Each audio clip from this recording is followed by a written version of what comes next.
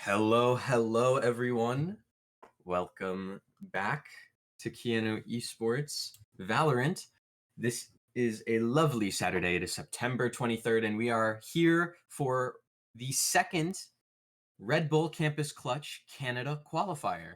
I am Ancient Angel, and I am here with my lovely friend Circadia. Hello, everybody. It is great to be here today, and I am definitely excited for the campus clutch here today. It has been a long time coming. We are finally here, Angel. How excited are you? I'm very excited. Personally, I love Campus Clutch every year. It feels like one of the biggest events for all of Valorant. Yeah, no, it definitely feels great to finally be here and cast for this. We have some great games lined up here for today. Oh man, it is going to be a long one though. Lots of games for our college to be able to get out there and play today, and we have to hope for the best here, don't we? We absolutely do. The best is what is being hoped for. For those of you guys that are new to Red Bull Campus Clutch, I'm going to break down the format just a little bit for you, real quick. Mhm. Red Bull Campus Clutch is a collegiate event worldwide every year where university and college students try to prove that they are the best at both studying in academics and playing Valorant. And it's broken down, sorry, into individual nations that all send teams to the worlds, like the world finals. This year, the World Finals is in Istanbul, Turkey. One team from Canada will go represent the nation in Turkey, but this is the open qualifier to determine who goes to nationals. So this is the second of four. You got to be the top four in the qualifier to make it to nationals. Best in nationals goes to Turkey. You think the Huskies got this, Circadia? Well, I mean, from what we saw earlier in the week, they are looking very good, and I do think they will be able to do it. I think a nice little trip to Turkey wouldn't be too bad either. I'm not gonna lie to you. Nice little trip over there to Istanbul, I think would do very good for the mind. Oh my god, I can see myself right now laying on some beaches in Turkey, honestly, just chilling out, relaxing a little bit, maybe catching some Valorant action on the Turkish server over there. Oh, that sounds just so great. Yeah, absolutely. I can't even like add on to that. You just painted the picture so well, you know? Oh. But as we as we get stuck into this first game here, I do want to remind everyone of the roster.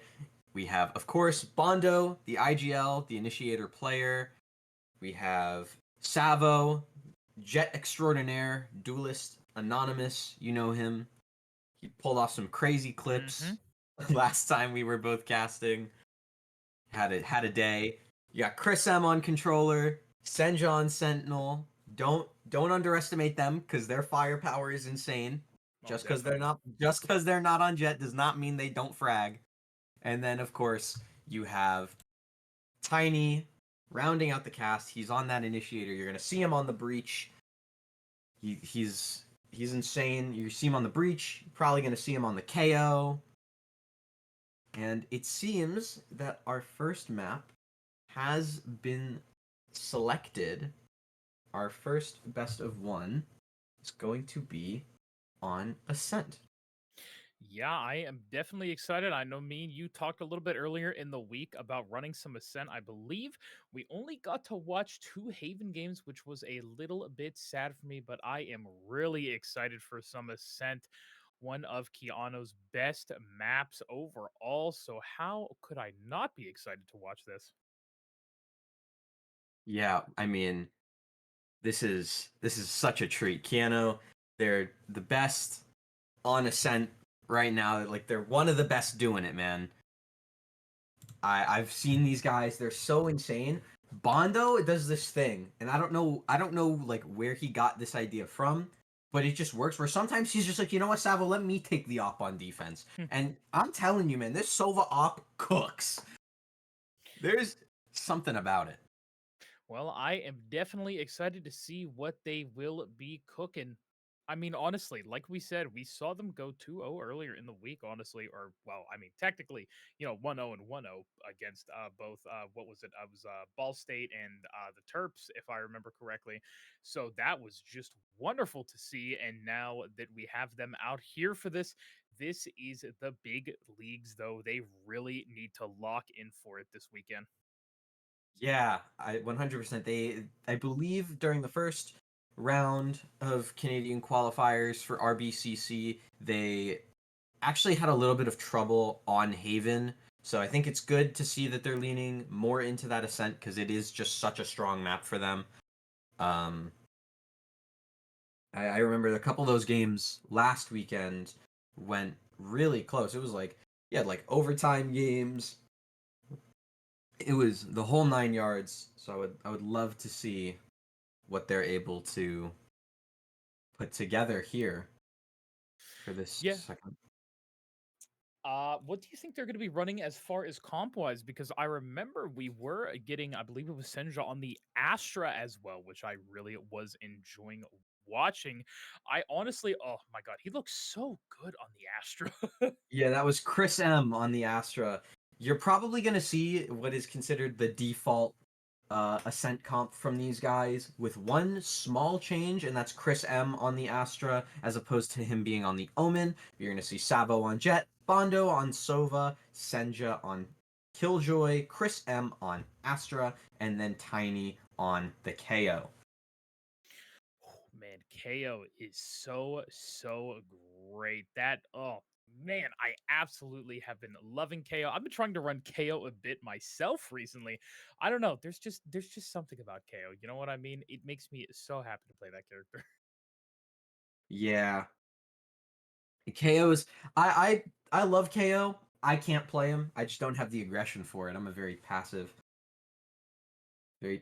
type of player, you know? I was gonna say, what is your what's your who's your favorite right now? Who's your who are you kind of leaning over towards? Well, I'm in a premier team. Shout outs to all the premier players who are playing on Lotus this weekend. Um, I'm in a premier team, and my role is I play like the Fade, the Sova, and the Viper. That's where I am. No, I think that's totally fair. I mean, I really have been loving Fade as well recently. That Nightfall is just such a good tool. You're able to build it up so fast as well. Despite I know it is an 8-point ultimate, but I mean that's kind of middle of the pack compared to some other ones I was gonna say. But other than that, I've also been enjoying a little bit of Cypher. I really think the ultimate only costing 6 points is just kind of disgusting. What's 6 points? I'm sorry, I was. Oh no, you're fine. It was the Cypher ultimate, Oh yeah, that neural for theft. sure. Yeah, Yeah, there's definitely something to be said there with that Cipher ult, but it is a little situational. You know, you can't just throw it out like some Sky Seekers, of course. um, or just pop it down like a Viper's Pit. Yeah, no, definitely. It has its uses, it has its place and its time. But man, just thinking more about the ascent here, I'm wondering how they're really gonna split this. Where does Senja typically like to play on ascent? What do you think? Well, typically we see that like standard, I guess you could call it either optic or loud kind of style, where you put the Sova and the Killjoy on B. You have the KO towards Cat and mid, and then the Jet can kind of run around wherever the Jet wants to, and then you have that Smokes player on the A site, ready to just pop off and go crazy. Man, I'm excited to see what they're going to be able to do. It is going to be such a fun day. Like I said, I've been looking forward to this so much this week, and I've casted a lot already, but I definitely am hoping this is going to be my favorite of the weekend. Absolutely. This is the event I've been waiting for all week. Ooh, and it looks like we are starting to get loaded in here, Angel. Yes, we are. We're in Agent Select. We see Chris M on that Astra. It's Tiny on the Sova and Bondo on the KO. My apologies, everyone. I got that a little confused and wrapped around. No, it is completely okay. No problem at all. But yeah, it's looking like almost a repeat of what we did see earlier in the week, of course. And I just want to see some of this KO, honestly. I want to see how they're going to be able to take these sites, especially. I'm wondering if they're going to be on attack or defense first. I Part of believe me they are kind of wants starting on defense. Ah, could not remember honestly. So I'm actually excited to see now how the KO is going to work on defense. Of course, I'd love my KOs on attack, but kind of working your magic on defense really is an art of itself for KO. Yeah, it's definitely going to be some calculated aggression. We've seen these guys time and time again not be afraid of taking that first fight. So I would love to see just couple flashes out from the KO, swing from the jet, keep it clean, keep it classy, especially on this defensive side. But we'll see how they choose to set up. I think that this is going to be. I mean, we see from the other side, we see just a classic. That's the classic. There's nothing you can say about Oh that. yeah. That's the meta, right? Yeah, that is definitely the ascent of all time, I will say. But of course, Chris wanting to be on that Astra instead of Omen is completely okay with me. I'm a big Astra fan, especially after the buffs to Worlds Divide that have happened, the Cosmic Divide actually that have happened recently. I really like that it's not even muffled sound anymore. It's just nothing. You know what I mean? You don't get to hear what is happening on the other side of that wall at all. Makes it a little bit more interesting when it comes to a spectator's point of view, in my opinion. We should hopefully get loaded here in a second, ladies and gentlemen. I am just oh God, am I here for it? Angel, this is gonna be so fun.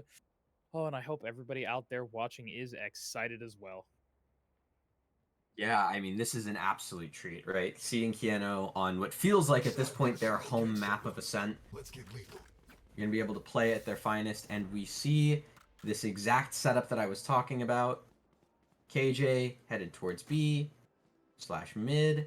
Astra headed towards A with Jet and KO, and I believe Sova will end up heading towards B. Here we go. I'm curious to see how they are going to get set up. I definitely know the KJ is most likely going to be playing on site, possibly watching for people to come out into the lane or anything. And it looks like Senja and Tiny just going to be saying hi to each other. Looks like we have our arrows ready to go, seeing if anybody is going to be B main. Let's find out as we get into the very first round of the Red Bull Campus Clutch game for us today. Yeah, and we immediately see this kind of info war being done across the map with those two initiators, right? With the KO and with the Sova. As pressure's being made towards B main and mid, Bondo able to find two on the cross, but they know that they're trapped in market. Tiny's been smoked off CT as the Sova drone comes out B main. Tiny able to find one through the smoke onto Yams. That's an excellent first pick of the series.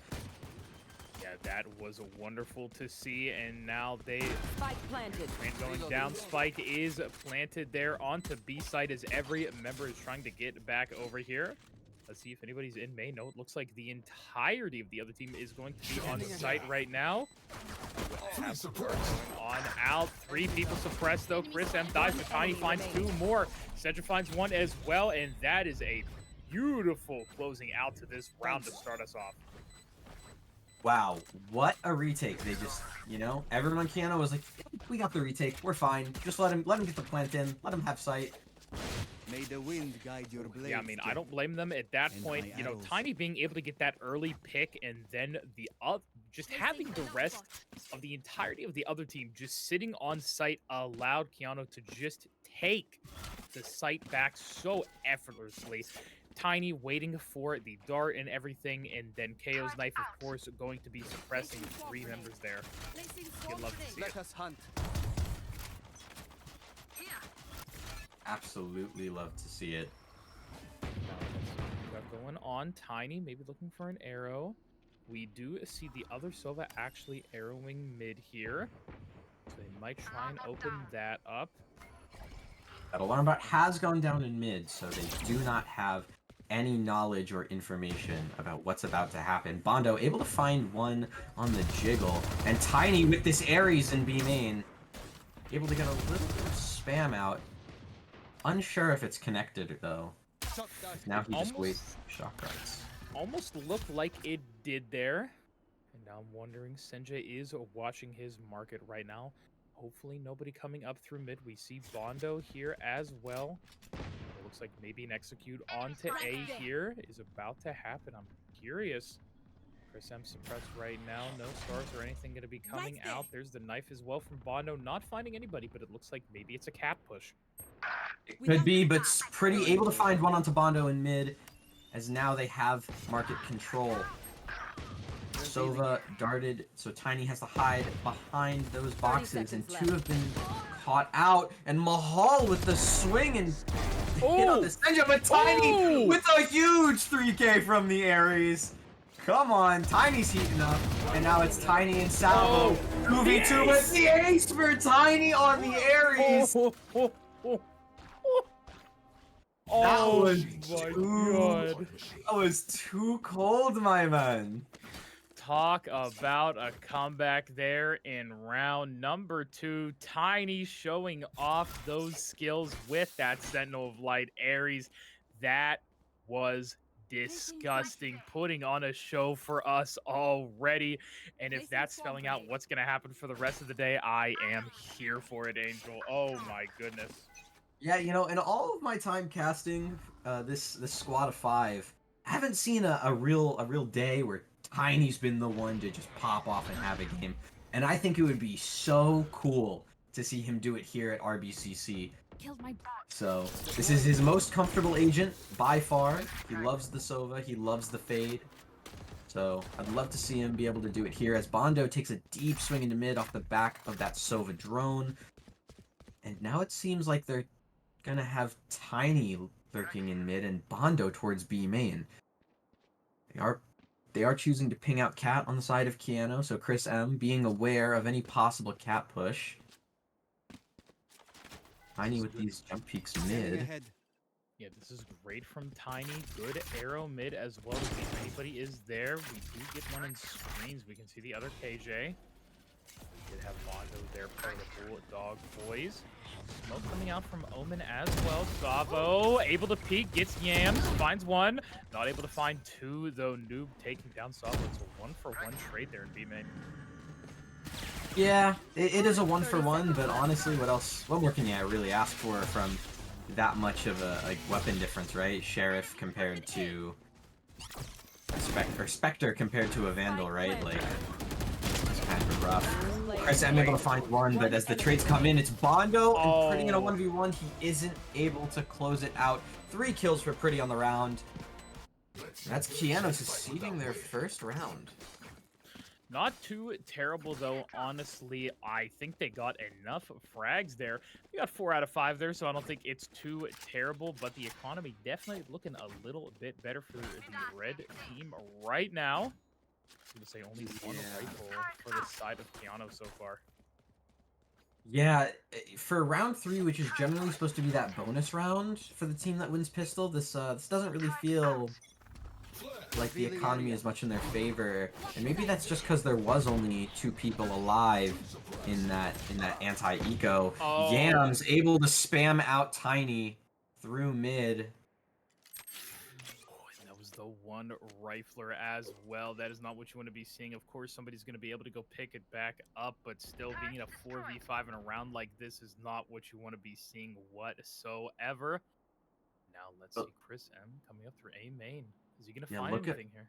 Look at all this info that he has, right? You're safe to say for the rest of Keanu that they're probably going to be pushing mid or B, so you might as well just stack it, right? Senja is smoked off in market, but as Bondo starts looking towards CT, spams through the smoke just a little bit.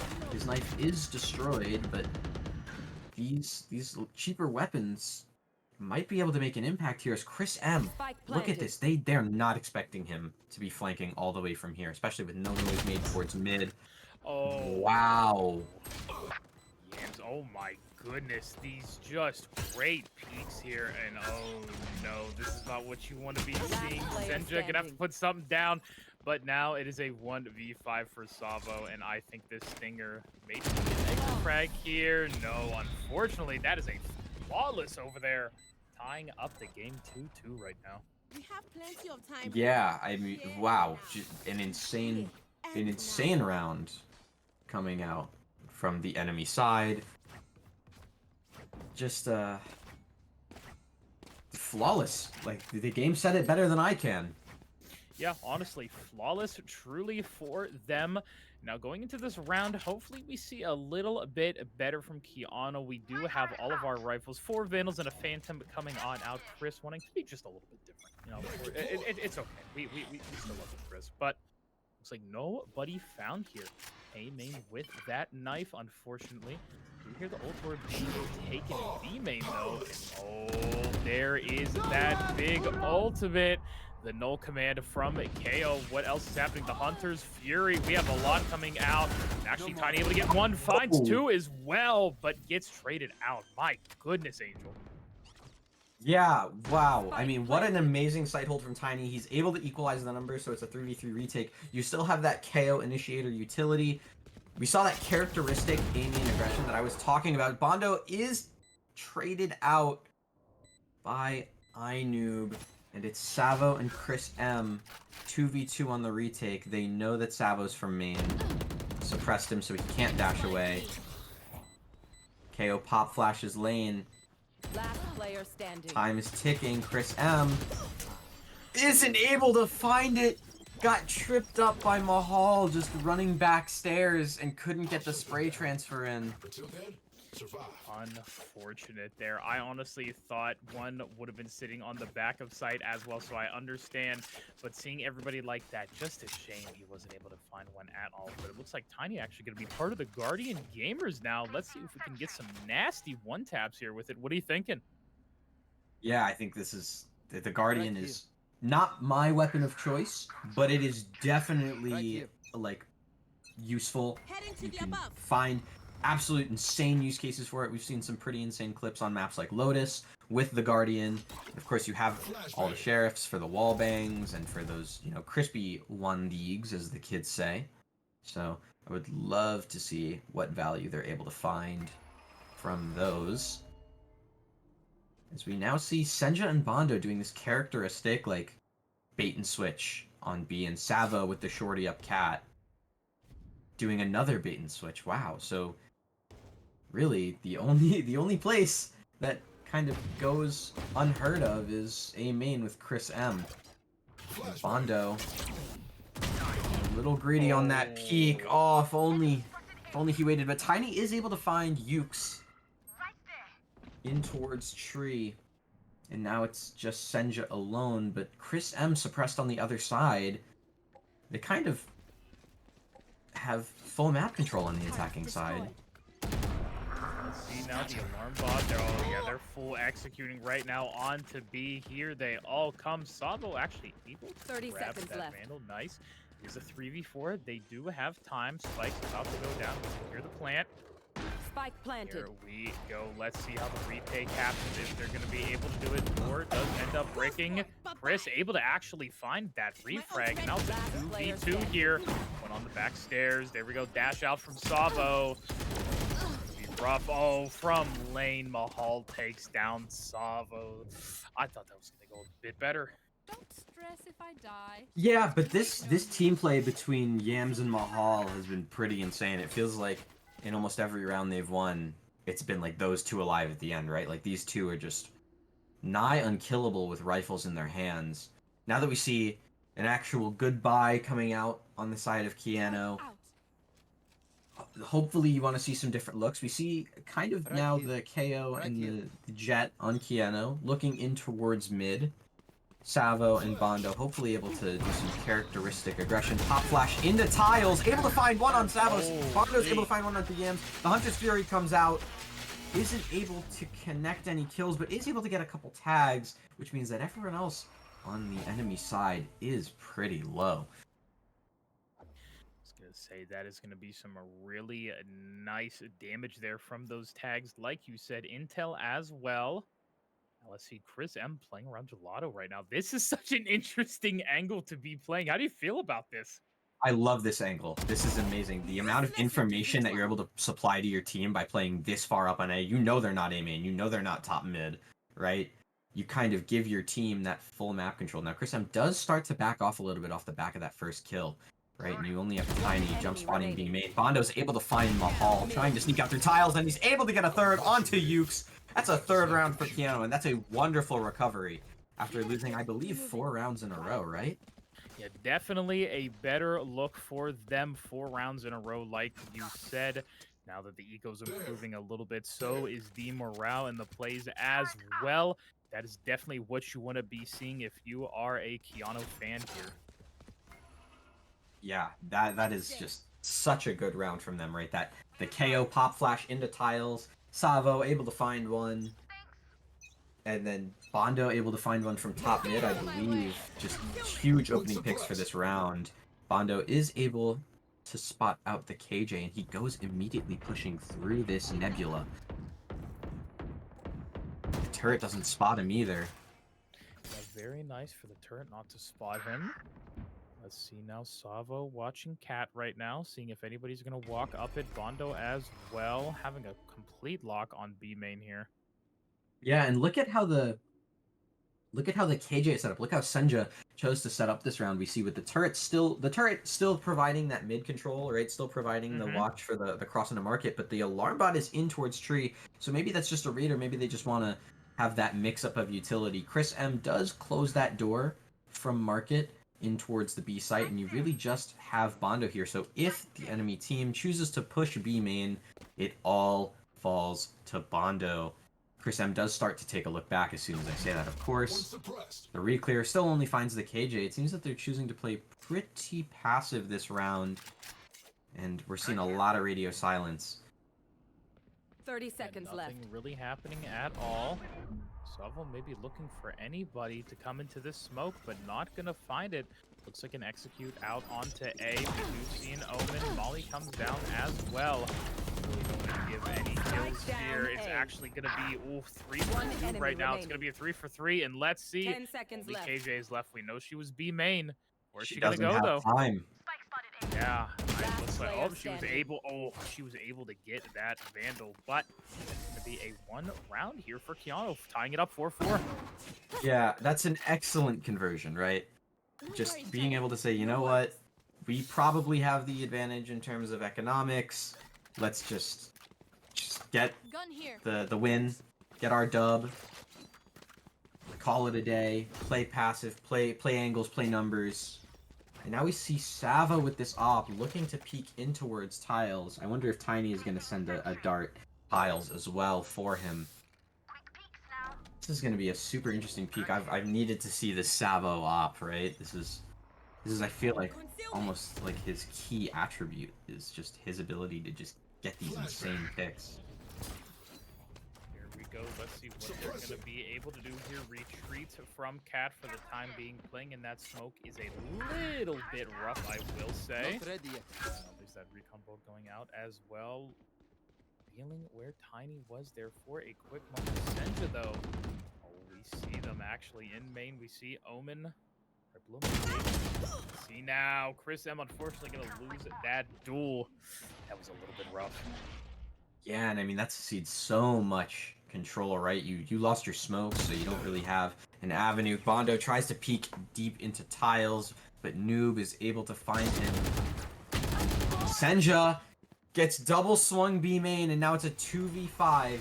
Savo on the op, Tiny with that rifle. Sova-ing, as always.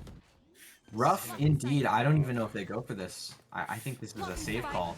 You have one person on the op, you can't really lose it. Tiny maybe looks for exits here, but... Oh. Yeah. Yeah, able to find one, but there's that blind, unfortunately. And let's see. I wonder if they're actually... Yeah, they're going to completely save the Last op, player which makes standing. total sense. Yeah, we have Savo just going to be sitting over here waiting for that bomb to explode. The spike needs to go off. I would be doing the exact same thing if I was him. Yeah, I mean, what else can you do?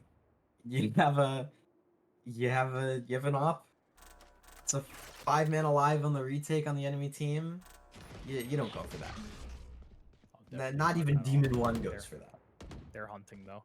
They are hunting and they. Oh no! Oh no! They lose the op. They're able to get yams, but they lose the op. Oh, and they go for a timeout. Oh, that is unfortunate. Oh, that has to be painful. 100%, right? Living for that long just to lose the op in the end.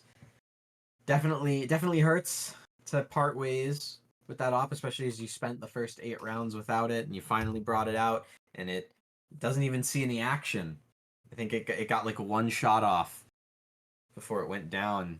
So again, it's this kind of super passive play on that enemy side that we're seeing without any sort of like answer. It feels like Keanu want to take those peaks, but when they're not given the peaks, they peel immediately, and so you end up playing like super passive, and almost to like the game plan of the attackers, right? Which is just play passive for a bit, let's info starve, and then just hit the site with all that we've got, and we see this Chico come out on the side of Keanu. Hopefully to try and get some numbers. I mean, in a perfect world, this does become a 5-5, but We live in an imperfect world, Angel. But, you know, I do agree with what you're saying, though. They really are just trying to starve them out.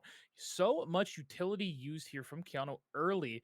And then by the time it's about, what, 30, 40 seconds? Oh, that was a little bit of a hopeful peak there. Now, let's see. Is Chris M maybe going to be able to find anything through the smoke, possibly? That pick from A main is going to be massive, though. Oh my goodness, Tiny, unfortunately, going to get traded there. And now it looks like the attempt to A might be made here very shortly. Chris M going to be sitting behind Jen right now.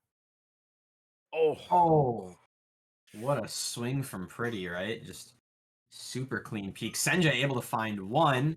Oh, I thought he got the second there too. Nope, Noob able to find 3, and it's 4-6 going into round 11 here. Do you think 4 rounds is enough? Like let's talk dire straits here, Circadia. I want to see more, honestly, on the board for them. I think, you know, you talk about living in a perfect world. I think in a perfect world right now, you tied up 6-6 to close out the half. It's going to be a little bit rough, but I think if anybody can do it, these boys can do it. So I'm waiting to see what they're going to do here. This is going to be a good round economically from them. We have rifles, we have utility. Let's see. We have 3 ultimates available. They have Astra, KJ, and the KO ultimate. And the KO ultimate, actually, speak of the devil, is going to be used by our red team. A 3-man, and there we go. Getting Yams down on the ground. They're most likely, possibly going to be revived. Yeah, Pretty will get them back up. Bondo's going to go first, though. Yuke's finding 2. Chris M. But there we go, getting their first kill of the game. They're actually going to be able to pull Bondo back up. Perfect. Now it's a 4v4. And now is that the dueling lockdowns come in for this post plant. That's huge, right? Hunter's Fury comes out on the attacker side. Going to be able to take care of that lockdown for Keanu. But now as Senja's detained, Savo's able to get a trade. Mahal finds Savo, and Tiny, trying to swing out of the smoke, trying to find 1, is remaining unfound. Yeah, that was a little bit unfortunate, I will say, for Keanu. That is, oh man, that's not what you want to be seeing. It is our last round, though, for our first half. And it looks like Tiny is going to be pulling another LMG out. It is going to be Odin time. Let's see if the spray is going to be able to work whatsoever for him. It's Odin time. I have nothing more to say than that. It's Odin time. Oh, it's Odin time. And based on the fact he got 5 with that Ares, man, he got that ace. If he wants an Odin, he gets an Odin, you know? Oh no, for sure. I don't think I'd, you know, be upset with it at all. And there we go. There's that spray and pray. We have a few members of the other team. Oh, No, already Senja and Savo go down. Tiny's able to find one, but oh, this is going to be rough. Is he going to be able to find two? No. Ukes ends up taking down Tiny. Oh, there's that cosmic divide. How are they going to be able to come back from this? It's a 2v4 situation, Angel. Yeah, I mean, you're gonna have to hopefully rely on Chris M hitting some shots and Bondo being able to flash him out, and now it's just Chris M with a Spectre 1v4, not able to find anything. It's 4-8 at the half. That is definitely Switching sides. rough, but I know they're going to be able to Act come on my back intel. from it as we Don't get give into them our time to second half reposition. here, our second pistol round. Let's see what they're going to be able to do here. I do think they will have a better time, hopefully, on attack than they did on defense. I'm excited to see what this Astra can do more than anything on the attack, putting out some good smokes and everything. I am here for it. Yeah, Right here. what else can we be here for? I'm saying that a lot. I'm saying yeah. I need to switch it up a little bit. But we're on this second half. Let's see if Keanu can switch it up from that kind of drastic loss streak we saw from the first half, right? Losing 4 in a row the first time, and then losing 4 in a row the second time. Scanning ahead. A little bit tough there, but now a great smoke actually out here from Omen all the way up mid. Let's see, now we have the members of Keanu going to be rotating. The knife grabbing a few of them. Senja looking B main for anything. Trying to find contact onto somebody. Yo, there's a flash and Yams comes around the corner to find two, but Tiny finds two as well. That's what you want to be seeing. Yeah, wow. What a trade, right? You know, you're able to go 2 for 2, and we do trade out the Sentinel on the attacking side, but when it's a pistol round and utility is kind of sparse anyways, are flanks going to be that, like, optional as Noob is able to find 2? It's Tiny in a 1v3, isn't able to close it out, unfortunately, and that is a 9th seceded. Yeah, that is definitely rough. My goodness. Oh, it started to look good when they were able to get those 2 refrags, but just not in the cards, unfortunately, for the pistol round. It looks like Chris M could be buying that Sheriff right now. We might have... I wonder what the other team is going to be buying right now. I mean, I'm sure they're completely going to force on this. They are just on such a great momentum streak right now. About there. Mayhaps we see a Chris M Deagle peak. Or pick, I should say. Revealing Let's see area. it here. There's a Is that- great arrow. Recon dart out towards mid. It is taken care of, so they do know that there is one in market. We don't know who is in market, as Senja is looking towards B main off the back of his turret. And the rest of the team possibly gonna rotate towards mid. Hear that ghost fire off. Market.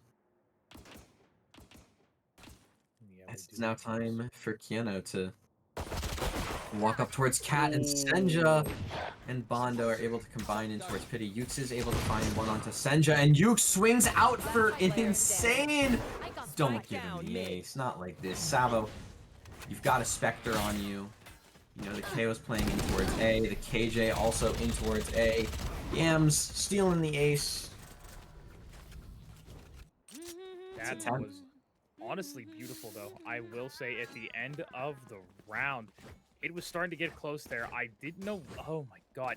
I feel like everything just happened with the blink of an eye. Yuke's able to just come out into mid like that, getting so many kills. That was just disgusting. A absolutely, might I say, gnarly play, honestly, from Ukes coming out there. I'll But like find you them. said, Right Yams here. taking the ace away, but of course it does not matter that much. But yeah, 4-10 right now for Keanu. They need to start finding something that's going to allow them to come back here. It is looking rough. Rough indeed, but 4 might just be enough, right? We've seen 9-3 come back. Savo able to spot one on stairs. Yams able to find one. Whoa, Ukes with the collat! Oh, that's so unfortunate. And in the blink of an eye, that round ended. Like you said, that collateral was deadly. And now they're going to have to play around Ukes with that operator. 2 more rounds needed, and Keanu won't be able to win this. But where there is a will, there is a way, Angel, and I am believing in them. Yeah, this has been just a is gonna be characteristic like takedown piece by piece of everyone on Keanu. Scanning ahead. Just not able to like get into form as we've seen them previously in other series and tournaments. Savo in towards market again. Noob able to find one on the peak. Chris M now just trying to get a couple cheeky peeks in. Yams out from logs, and Noob with the third onto Tiny. That's a flawless round Match point. Have I told you you're okay? for the force buy, and we're at match point. Keanu, even for a shot at winning this, they need 8 in a row. Yeah, they are going to need a miracle right now, and let's see if they're going to be able to pull it off. The eco in this round not looking too hot either. Bulldogs and Spectres is the name of the game here. And let's see. Oh, there's the people shy raise, as we can see. Chris coming on out. Curious if they're going to be able to do it. Senja trying to find a pick, hopefully with that Guardian. Actually about to get knifed. There it is. They know that they're going to be in that B main right now. Savo playing mid. Let's see what we have. I hear that thunderous operator noise going off A main. Tiny gets one, but gets traded alongside Savo. Not what you want to see. Senja going down as well. Now the Vandal picked up by Chris M. Able to find Pretty there, but Taking that back. just Don't get push too now. excited. You know that op Yeah. is going to be here somewhere. Obscuring We still vision. have some initiator utility online. Chris M able to get a couple jiggles in as well. But with the HP, it's kind of on the back of who wins first. Who shoots first? Who fires first? That op has been called out. Mahal able to find Bondo, and Ukes with a shot through the smoke onto Chris M. And that is a 4-13 defeat for Keanu. in game one. Unfortunate for the first game of the day, but there's still a lot of lessons to be learned from Keanu there. And honestly, my goodness, Tiny, look at that. What a disgusting performance from them. They did so wonderful, especially early on with an ace. And Angel, I think with that, these boys are going to need a little bit of a break, but so are we. We are going to take it over really fast, but we will see you guys back here soon for some more Valorant action.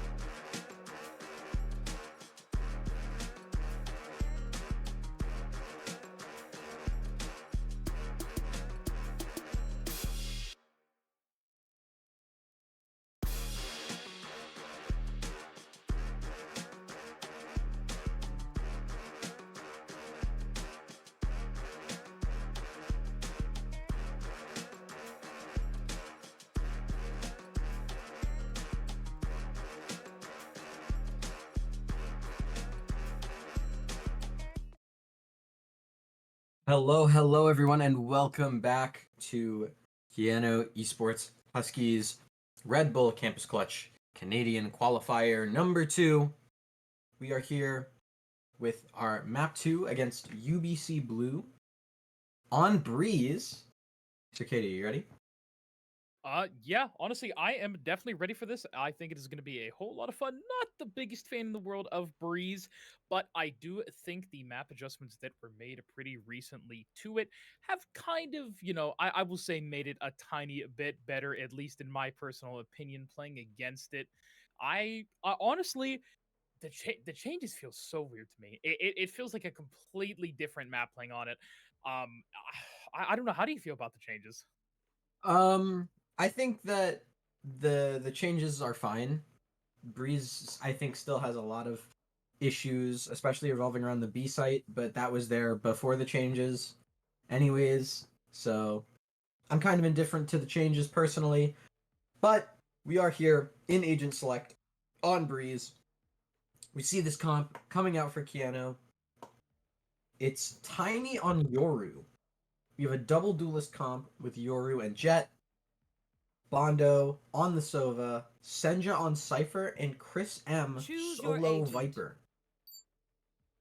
I am excited for it. Viper, this is definitely one of her best maps, and having Chris M on it is no surprise at all. Doing it so well this week on the Astra, and now, of course, on another smoker does not surprise me whatsoever. We, of course, see UBC running the Viper as well, looking like a pretty standard composition from both of these teams, but the Chamber actually for UBC instead of Keanu's Cypher. Yeah, and also the KO in favor of a Yoru. Who are you all? The Um, cleanup crew? so I'm super interested to see how that affects things. I would assume that Tiny would be playing a bit more aggressive, especially on this defensive side, right? You don't have that kind of double initiator info. Look at this wall from Chris M on New Breeze. I've used this personally in my rank games. I stole this from Chris M. This wall, and it is so good. It cuts off elbow, cuts off both angles on mid. So good. And then Yeah, he's gonna get that smoke lineup in B main. definitely a great wall. Like you said, goes across mid absolutely perfectly, elbow as well. And now let's see where UBC decides to attack first. And Suzy Q actually already getting Savo taken down to the ground. Tiny forced to back up there a little bit, and I believe it's looking like an A push here. Probably Yeah, a we few hear that members. orb getting picked up in cave. Bondo out towards mid. It's really down to Senja and Tiny here to hold down this A site. Ideally you get numbers up in post plant, so you have more people alive for the retake, but it's really gonna be on the backs of Tiny and Senja as the site hit comes in. They could be faking, which is why you still see Chris M in towards B, as we know those rotations on Breeze are very, very long. But having Bondo this deep in mid knows, let's the rest of the team know, and let's those A site holders know that if they're looking in towards, whoa, that jump scared me. Terrasite with a key headshot onto Bondo as the Viper wall comes in towards B.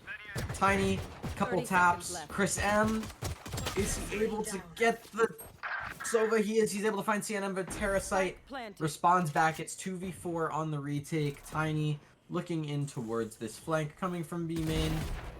He's able to find Terrasite. Senj is able to find another kill on V2. today.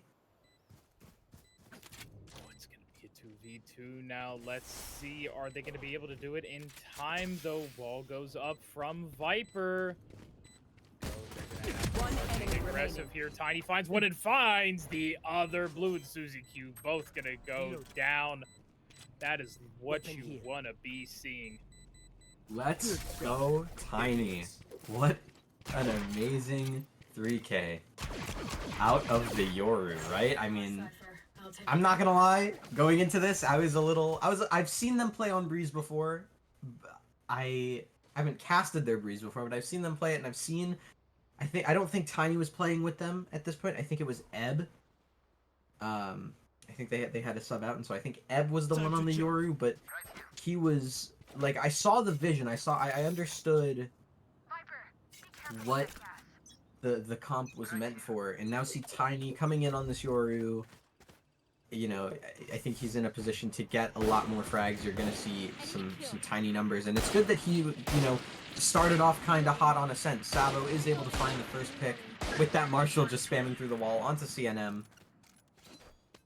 And I mean, this is the map for marshalling, right? Yeah, definitely. And like you said, finding that pick early is definitely a tempo killer here for UBC. Bondo holding mid so effectively as well. Chris M sitting around the corner. Senja on this A setup right now cannot be stopped. And there goes Terrasite. Chris M getting another important frag here as 3 members of UBC left, trying to find something, but they all get revealed the info. They are nowheres. There's Tiny taking down one. Now the last 2 members, Day does end up taking down Bondo.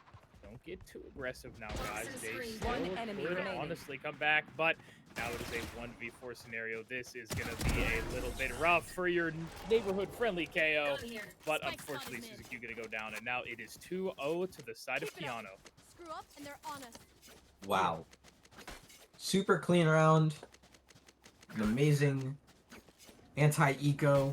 Only losing 1 Spectre, I think. So, Bondo, honestly, you might just see a full bonus come out. Or, no, oh, Tiny, actually, up onto a Vandal now. And I still think even if they lose, Tiny might have enough to buy next if he goes light armor. So that's pretty nice. Yeah, that definitely is going to be nice. Looks like Soft will send out some pop shots here and actually picks up Terrasite. A beautiful headshot going right down the way of B main. Looks like they know some players are sitting mid as well. Senja, are we going to be able to find one through this cage here? Trying to spray into it a little bit, but we have Tiny on the flank right now. Wall does go down. They have to know somebody's there. Tiny, there we go. Recon bolt is destroyed, but 2 members already out. Bondo gets one. Not able to find the spray transfer, but there's Tiny from mid, and now it's up to the Viper from UBC. It is a 1v3 happening right now, and I don't know if they're going to be able to do it. We hear the plane starting to go down. Tiny's going to spam into the wall, but there we go. Chris M gets that final pick they need. Yeah, 1v3 for Blue, isn't able to close it out. 3-0 for Keanu, and this is the Keanu we've wanted to see, right? The just straight, like, all fragging, everyone's in their role, everyone's playing super hot. This is what we've been waiting for. And I think that the Ascent, I don't necessarily think it was a fluke, but it was definitely a colder start for a lot of players. So, hopefully, everyone's warm coming into the second game. Take flight. Bondo catches one in towards elbow and starts to redrone, able to get the ping off onto the jet of UBC. And the Sova is down towards B window. This is all quite interesting. I would assume it'd be shaping up more towards a B hit as that Viper wall goes up for the Chris M's of the world, aka just Chris M. He's the only one. He's the only Chris M of the world. And Day is able to find the pick with the Sheriff onto Chris M. Bondo, the only one on B now. Parasite finds one onto Senja as well as the Viper wall comes in towards A. Sabo with this off, he's able to find one while blind! He dashes back through the wall. Tiny able to find the pick onto Day, and the spike's been planted on A, and it's a 2v3 on the retake. Let's see now. Are they going to be able to do it? Can UBC hold it out? Suzy Q is going to go down, and now this one knife left. Ooh, CNM actually finding one here. I need to be careful. Only 11 health. Anything is going to kill him right now, unfortunately. Let's see, are they going to be able to do it? There we go. Tiny's able to find the pick, and the defuse comes through. They are looking a lot better in this game here, taking it now 4-0. What? a wonderful round, and I mean, what a shot by Savo, able to peek through the wall while blind into the swing from mid doors, able to get one and dashes back through the Viper wall. That was wonderful to see. Like I said, Keanu looking a whole lot better in this game. Number 2, Breeze. Here. You know, despite Ascent being their better map, it looks like they are definitely comfortable here on the sands of Breeze. Here we go, Tiny with a great ultimate here, finding 2 members of UBC, nobody in main. Try and possibly come out of this. Rip is just going to go all the way back towards defender spawn here. And that's honestly some great intel there from Tiny. It seems to me that the play, at least for this round, is just to kind of get as much utility out of these attackers as possible so they're really weak on the retake. Day is able to find one onto Chris M. Bondo is able to trade back. Does he go for more? He does. He isn't able to find anything, but the damage has still been converted. Let's see now. Looks like they're going to retreat onto B site for the time being. Mid is a little bit open, but that is okay. No Viper wall, unfortunately, with Chris dead at the moment. Revealing area. Now Bondo.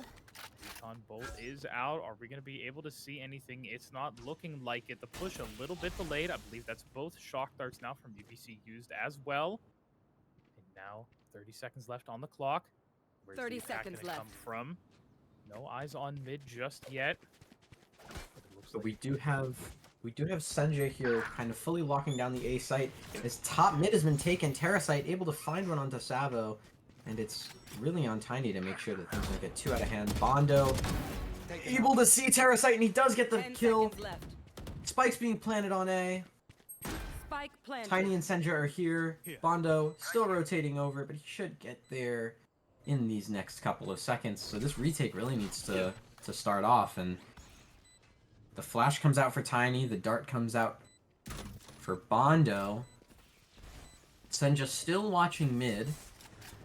Ooh, and there's that null command out for KO as well to disable all the abilities of the defenders. Oh no. And that is actually the first round taken here from UBC. I got your back. A little bit of morale coming on their way. That was very impactful, honestly. Now it's 4-1, but I think at this point, Keanu still has great economy. So honestly, you know, as far as that goes, it'll be okay. 100% economy is still good. It's going to be really interesting to see what this round looks at, because we see not only is the economy at kind of a neutral state, but the ult economy is actually more in favor of UBC right now. Let's play. So, you know, when we think about, you know, who has the advantage of weaponry in this round, I'd really argue that UBC does. We see the Tour de Force and the Blade Storm coming out in this round. And no early peaks, except for Suzy Q, of course. As I say it, Savo does get traded out by Terrasite. The ops are opping. And now it's Senja and Tiny alone on A. Bondo looking in towards mid and elbow. And Chris M staying as that B-side anchor. Day pushes out just as Bondo pops Launcher's Fury. Tiny's able to trade. Cutting through. Oh, man. That was so scary. Ooh, this Tour de Force is really scary, though, I will say right now. It is hard to pick any of these angles. We do see the drone from Sova there in the main. Shock darts coming out as well. And it looks like Chris M trying to slow down this push as much as possible. 40 seconds left on the clock. A little under, I should say. Senja trying to control A in the meantime as well, making sure the 30 attackers seconds don't left. get over there. 30 seconds, you can hear it. Tripwires and everything are set up. Let's see how they do this. No, a lot of utility has been used, but Chris M still has another snake bite left to try and slow them down as much as possible. Cage is going out. I think this is going to be an A push. 10 We see them seconds heading left. out onto site. 10 seconds. They need to get this plant down right now. Spike planted. One flash left from the side of Tiny. Looks like they do this retake. Well, they're able to get CNM immediately, but as this Viper pick comes down, they kind of have to wait for Chris M, right? Play the numbers. Let's make sure One that enemy we can remaining. trade out. Chris M's able to find Terrasite. Now it's a 3v1. So really all you need to do is just constrict where that Viper can be. I mean, it's easier said than done. There we Blue go. is able to find one at the Senja, but Tiny responds, and that is a 5th round for Keanu. There we go. That is what you want to be seeing from them. And now Chris M with this defuse is going to have that Viper's Pit online, which is you want to be seeing, especially for a retake. Oh, I'm ready for it. Operator grabbed as well for them. Things are looking up and up for Keanu right now. I love it. I think you might actually see this Viper's Pit just go in early and just try and contest B main, as opposed to using a retake. I could be wrong, as Chris M is going to set up his Poison Orb lineup. But this is, I think, where that last round is really showing the advantage of having that Cypher, as opposed to the Chamber, where Senja is just able to keep an eye on that A site, despite the fact that he's all the way in mid, and they know it's going to be an A hit before that spike is even down. And on a map like Breeze, that kind of knowledge is so important with how long these rotates are. Bondo immediately starts to drone in towards Elbow at the start of the round. Doesn't find anything. Tiny with this insane push out of Cave. And Senja as well, playing in front of his utility that he never expected. Tiny, able to find one on today after a couple missed shots. We take those every day of the week. Sabo able to find one onto Terrasite from that op. Tiny gets a second. Does he find a third? Chris M pushes in front of his own Molly. Tries to find Suzy-Q. One enemy remaining. Unfortunate, but there's Suzy Q found out by Bondo. We do have that recon bolt out as well. We know where the spike is, so you know where Silva could be is getting, the chances of where he could be are getting lower and lower. There they are, and now let's see the decision making here. Oh, Tiny knows that they're not looking. Oh my goodness, Savo actually missing the shot. Tiny on the flank though. Let's see, are we going to be able to do this? That's actually cutting it really close. So many members of Keanu dying right now. It looks like they're just going to walk back at the moment. Bondo just going to be walking a little bit, but there it is. CNM going to go down. Yeah, it was just super close. They aren't able to pick up the op. That's a huge investment. I think they should be able to buy it again, but like, that's... Oh, no, they can't. Oh, they can't buy the op. They have to buy Vandal it. Yeah, they have to Vandal it for right now. Meanwhile, Terrasite could grab another one if they wanted to, having just about 6k in credits right now. But let's see what Keanu decide to do here. We're going to get a nice little Cypher cam coming out. Nobody A main actually already, so let's see how the story unfolds here. That must mean we have a few people at least in B main. And now Chris M trying to slow him down with some util, but already two members of Keanu going down. Chris M finds one, Chris M finds two. Down B. This turns it into a 2v3 scenario for Senja and Savo. Spike planted. Yet again, a rough sight hold. These Breeze rushes are brutal, man. I don't know if you I mean, anything is possible, right?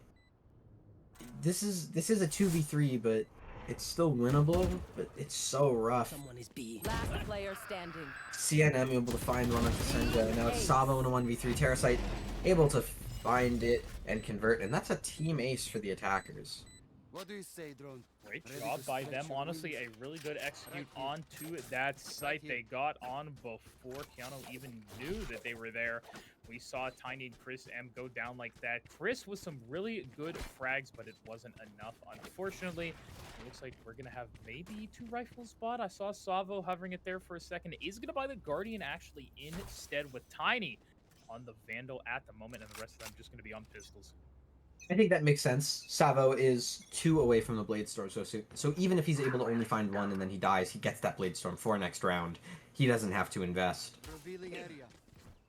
Senja is able to spot 1 on his camera, but then his camera's immediately taken out. Tiny is able to find 1 onto Terrasite. That's such a huge opening pick. They kind of know that it's gonna be the A play, but Out of charge. just... And Bondo's able to find 1 on today. As this plant tries to go in, Tiny flashes through the wall. He's able to find a second in the round onto CNM, and the rest of UBC Blue crumble. They fell down like dominoes there at the end. What a great hold there from Keanu on A site. That was just so surgical precision, I will say there for them. That was wonderful. Tiny getting that pick at the beginning. They just keep letting Tiny do that. They really need to fix that. If you are UBC, you cannot keep letting Tiny take down somebody in mid like that every single time. This is just really beautiful mind games being played by Tiny. He's always mixing up where he is, where he teleports out to. He is traded out immediately by Suzy Q, but he does get that pick on today, and that means that that dive ability that the Jet has on the attack to just dash right into the middle of sight and be a nuisance is gone, right? If you want a really impactful burst onto a site, you're gonna have to invest that null command. But you do have, you still, for UBC, if you are a UBC believer, you do have that, oh, wait, Bondo! That's so tragic. Tries to get the tap out and just can't convert. Chris M now sitting here in elbow. He does see that trademark, and Senja still has eyes over the A site. So let's see. The null command does get invested. Chris M just spammed out through the wall. Salvo only able to find Suzy Q, and now it's Senja in a 1v4 behind the Viper wall. He is able to find CNM, but he's traded out by Terrasite, and that's a third for UBC Blue.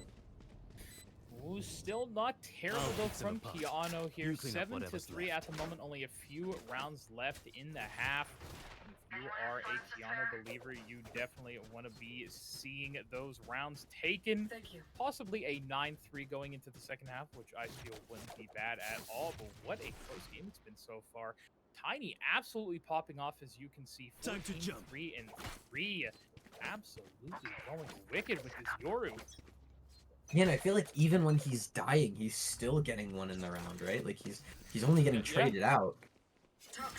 So it's not like he's just giving them a free kill. Tiny immediately with his elbow aggression alongside Savo. Flash out, swing. Terrasite gets one onto Savo, but I believe damage was done to Terrasite, so not all is lost, but Suzy Q able to find a huge kill onto Chris M. Blue with one onto Senja. Tiny is able to trade back out onto Blue. It's 2v3 on the retake as Tiny is able to find one on today. The Hunter's Fury comes in for Bondo. He's able to find CNM. Now it's a 2v2. Tiny not able to find Terrasite. Now it's Bondo, 1v2. The captain. Can he make the clutch? No, just barely isn't able to find that kill onto Suzy Q. 7-4 going into this last round. I think 8-4 is ideal, but 7-5 is nothing to scoff at, especially because I feel like this map is slightly attacker-sided? Question mark? I mean, I do think it is a little bit attacker-sided. It does feel pretty good for attackers to be able to get onto these sites, but I mean, honestly, I think Keanu's been holding it really, really well, especially for a lot of these rounds, and I'm curious to see how they do on the attacker side as we're almost getting there. Let's see, Tiny, are they going to let him do this again? What do you think? Well, it seems that they've let Savo get away with using that Blade Storm, and you see Chris M here doing that kind of B main hold with the Viper's Pit that I talked about. Tiny does have the Dimensional Drift. And he does use it. He spots out one in halls, probably headed towards mid. He sees Blue in bottom mid. He's able to get the kill, and now it's a 5v3. This is exactly what you want to see on this last round. Savo able to get a second with that headshot onto Terrasite. It's Day in towards tunnel. He's able to find Bondo. Chris M is alone at the B site, but he is in the Viper's Pit. Just gets out of it. Does he lets it go down? That pit is deadly as well, like you said. Did let it go down, but it is completely okay. Still a lot of util left. Like we always say, the wall going up through mid and elbow. Chris going to be holding this by himself for right now, and we do see that 30 Cypher seconds holding left. A so effectively. We may have some people honestly come up through mid. Yeah, there we go. We see the knife from KO, and all the members of Keanu are going to start rotating One on enemy over. The remaining. knives are going to be hitting, and let's see Spike one down more B. member of UBC left. You need to kill this KO. Oh, there it is. Suzy Q's going to go down, and we are going into Switching the second sides. half, 8-4 for Keanu. If you're not a good shot today, What an amazing don't half, worry. right? There are other Yeah. ways to be useful. Just these kind of holds from Senja and that ability to just keep watch over the A site, keep being a nuisance, keep refreshing info, keep buying space to let the rest of his team rotate away is so important. That's why we saw those B retakes be so successful, because you can just have the Cypher set up on A, let the Viper stall on B, and by the time that spike is planted on B, the team's already over. Like the defenders have already rotated over. They're already at the B site. They're already ready.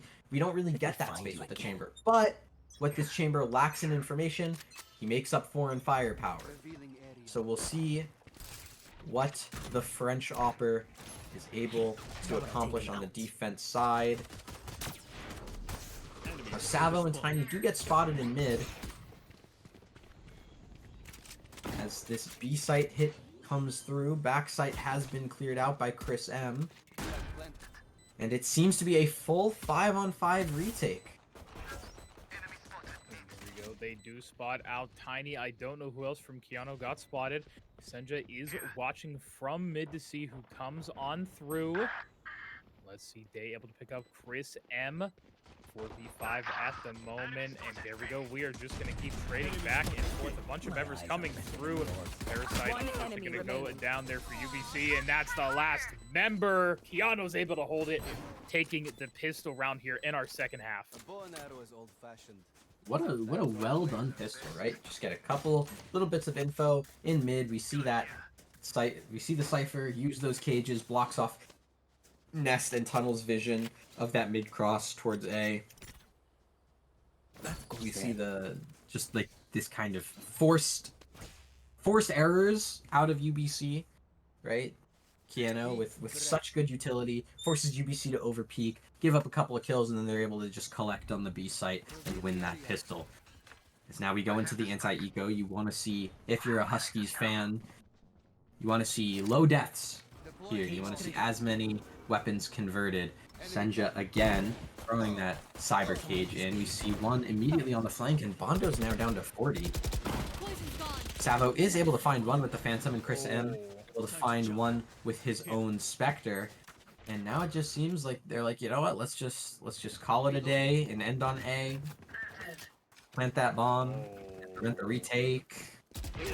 One I'm enemy doing a lot of remaining. these A rhymes. I need to stop doing that. Senja able to find one on Terra site. Flawless.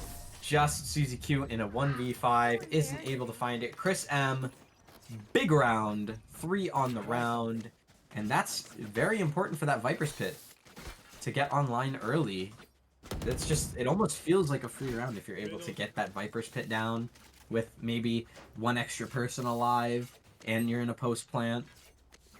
It's so hard to break into that, especially when you have a map that's so open like Breeze, so you can kind of just back away from initiator utility sometimes.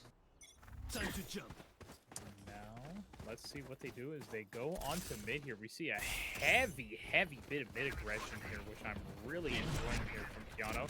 Bondo does end up picking Day here. That's going out as well from Tiny, and let's see, very nice, able to take down Suzy Q. And with only 2 members remaining of UBC, this is just going to be a full execute onto the A site. And this is going to be very hard. Your UBC enjoyer need to pray that they're able to do this, or else we are getting very close, inching closer towards match point territory here for Keanu. We are Husky leavers here, and unfortunately they catch out Chris M on the back end. Oh, let's see if they're going to try and retake the site, or if they're just going to save what they have for the moment. I don't know what they're really going to be able to do with this. Let's see. Flash out for Tiny. Not able to get one just yet. Able to get a little bit of poke, but there's the teleport away from One enemy Chamber. remaining. These, oh my goodness, now it is just Parasite left to their own devices. They actually they're able to get members of Keanu, but will end up taking the round very cleanly. Well, I mean, you know, honestly, maybe not too many people from Keanu should have died, but that's okay. Yeah, you did have 5 alive going into that post plant, right? And you came away with losing the majority of your rifles, which is gonna force a significant reinvestment in. But if you're up 10-4, if you're up 11-4, losing a couple rifles probably isn't the end of the world. It's just not what you want to see. It's not the ideal. So let's see. We see Senja in towards this mid again. We see the rest of Keanu looking towards this B site. Day tries to push aggressive into elbow. Savo catches him out. The nest smoke missed for Chris M, and Blue is able to convert for 2. That's both the duelists gone. So yeah, you have the B site, but numbers are even on this retake. And Senja, at 20 HP, he's able to find Blue. Bondo's able to find Suzy Q. It's a 1v3, and while the HP is low for 2 members, it does feel like this round is in safe hands.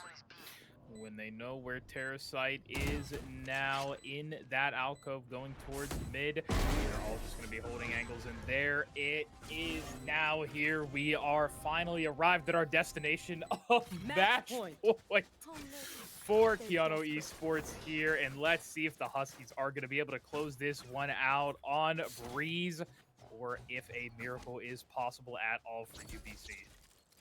Yeah, Bondo going a little crazy there at the end of the round. We didn't see that. But we did not see that whatsoever. We don't talk about it, but instead we just have match point, and we got 8 of them in a row. We see they lost that first game on Ascent 13-4, and now we see that 12-4 scoreline again, but this time on the side of Keanu. They do force the teleport out of Terrasite early. Tiny able to grab the orb and move back towards A. That is so interesting from this Yoru. I'm really appreciating this Yoru more and more as I see it on Breeze, and as teams are starting to use it more. Is he able to just get that second orb and then just dimensional drift into sight? Is that the game plan? It could be, and it's looking like it. Pull it on out, and let's see it rock. There it is. Oh, almost saw it there. Tiny's going to play it a little bit slow, though. But there we go. Dimensional drift is on out. They're trying to split the site with the Viper wall. They spot the Viper in the back. Just say, shoot at me, right on me. And there we go. They're able to find 2 Bonded with the Hunter's Fury. Senja, meanwhile, finding Day with that Vandal kill. Let's see, they know another one is backside. Chris M successfully able to get his. Snake bites are out, and here comes the spike down. Final 2 members of UBC. They need a miracle here. The 2v3. Let's see what they're going to be able to do. Drone goes on out. Not able to actually get the ping, but that's completely okay. They're just waiting right now on that flash. They're trying to peek, but they have time to play it slow. This almost feels like checkmate for Keanu here. Recon Bolt out as well. There goes CNM, 1v3 for Terrasite. Finds 1. 2 more are left. But Tiny and Bondo, are they going to be able to do it? Let's see. I don't think Terrasite has time at all. And there it is. Keanu take game number 2 here on Breeze. Second game of the day, I should say. Second game of the day, no sweat, no problem. It just maybe that first game, call it a warm-up. This is classic Keanu form. Tiny, huge shout out to match MVP, 21 kills, ACS of 363, 3 first bloods. My goodness. Anyone who's thinking that this Yoru, I don't know who would have said that seeing Yoru on this map was weird. I think that it totally made sense. I never doubted Tiny at all. I never doubted this Yoru at all. You know? Yeah. I honestly love it so much. I think it was a great pick, but Tiny really showing what he can do here in these games. We have seen him top frag in both of our games now. I believe between game 1 and 2, he has a combined 41 kills, which is absolutely disgusting. You love to see it, though, from one of our Huskies. Great job by Tiny. Angel, who else are you looking at in these games from Keanu? Well, I think that it's important to look at the game that we saw in round one on Ascent. We saw really slow starts from people like Chris M, like Senja, like Bondo. I think even Savo wasn't too hot to trot at the beginning.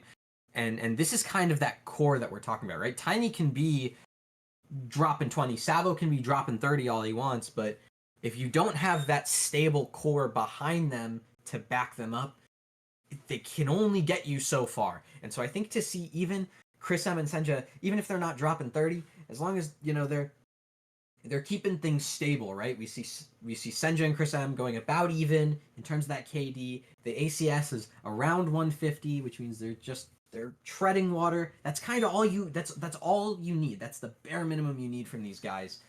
And I think that now everyone's starting to get to that level today. Everyone seems warm, everyone seems ready, everyone seems present. And just like that, round 2 of Red Bull Campus Clutch Canadian Qualifier number 2 is complete for us. We are going to send it to a break, and we will be back with round 3.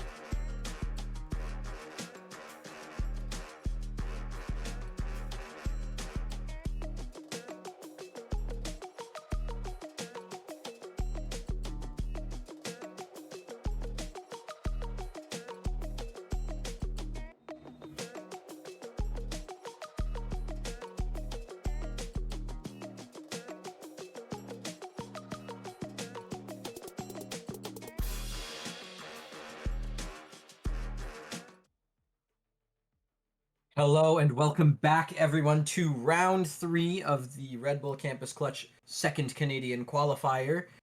I am here. I am your host slash one of your two casters for today, Ancient Angel, and I am with Circadia, and we are going right in to round 3 against UBC's other roster, UBC Obsidian.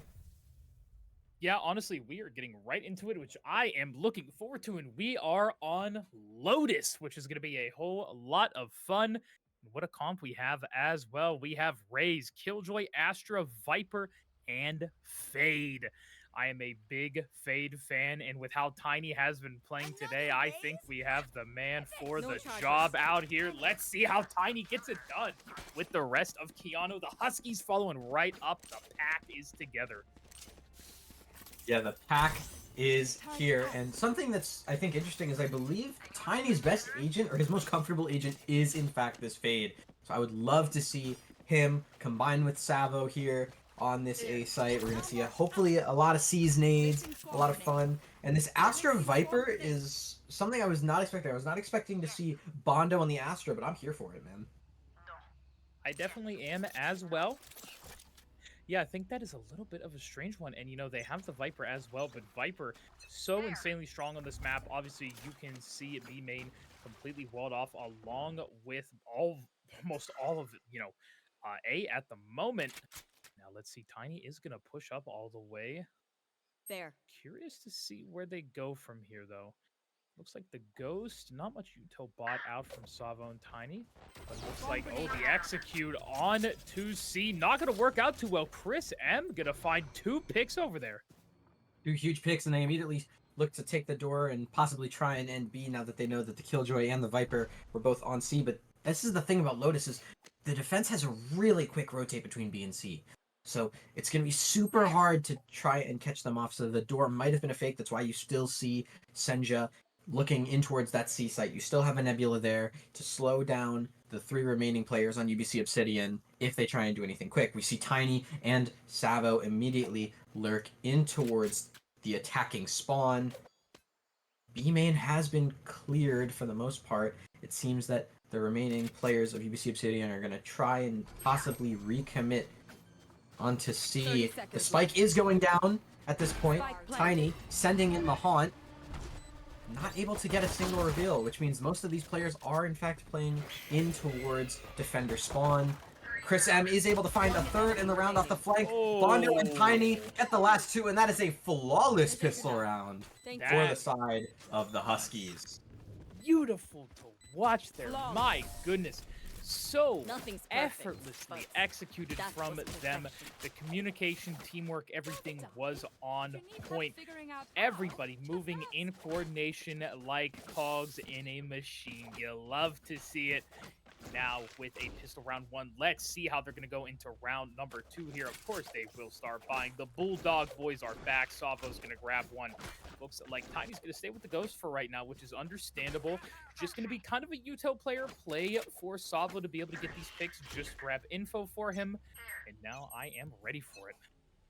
Absolutely. Here we go into this anti-eco. C's nade immediately coming in. No one found, but that's okay. Early control established, and that ult orb picked up for Tiny. Working towards that Nightfall.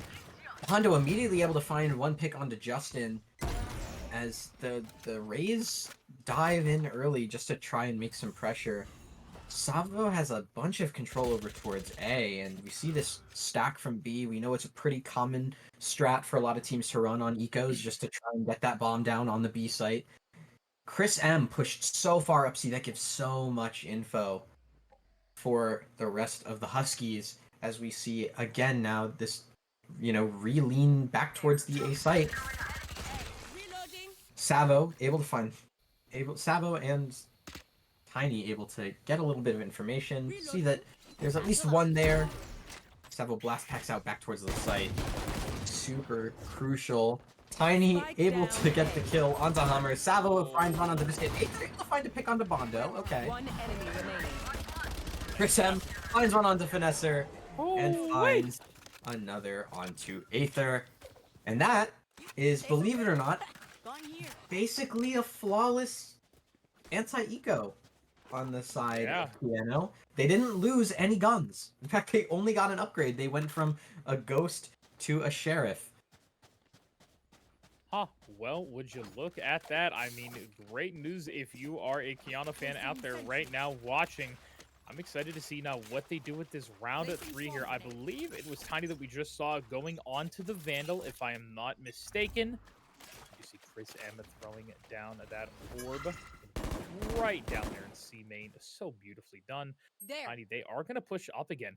I'm really liking this aggression that they've had in the first few rounds here in this game. We have Savo still on the Bulldog, which is completely understandable, but looks like Obsidian not going to be pushing too much just yet. We do have the Boombot out. Senja going to be able to take it down with ease, but so far, no You would be aggression. correct in saying that Tiny did go onto the Vandal because he did only have a Ghost in that last round. This is a common strat that we see a lot. Those support players, the utility players, just taking a Ghost or a Sheriff into that round 2 so that way they can have a Vandal in round 3. Yeah, we see it a lot because now it's basically just like a force buy. It's not even like a bonus. You know? Like, you can treat it like the weaponry is almost the same. You have a Vandal to play around. Tiny still has money to buy in round 4. So, There.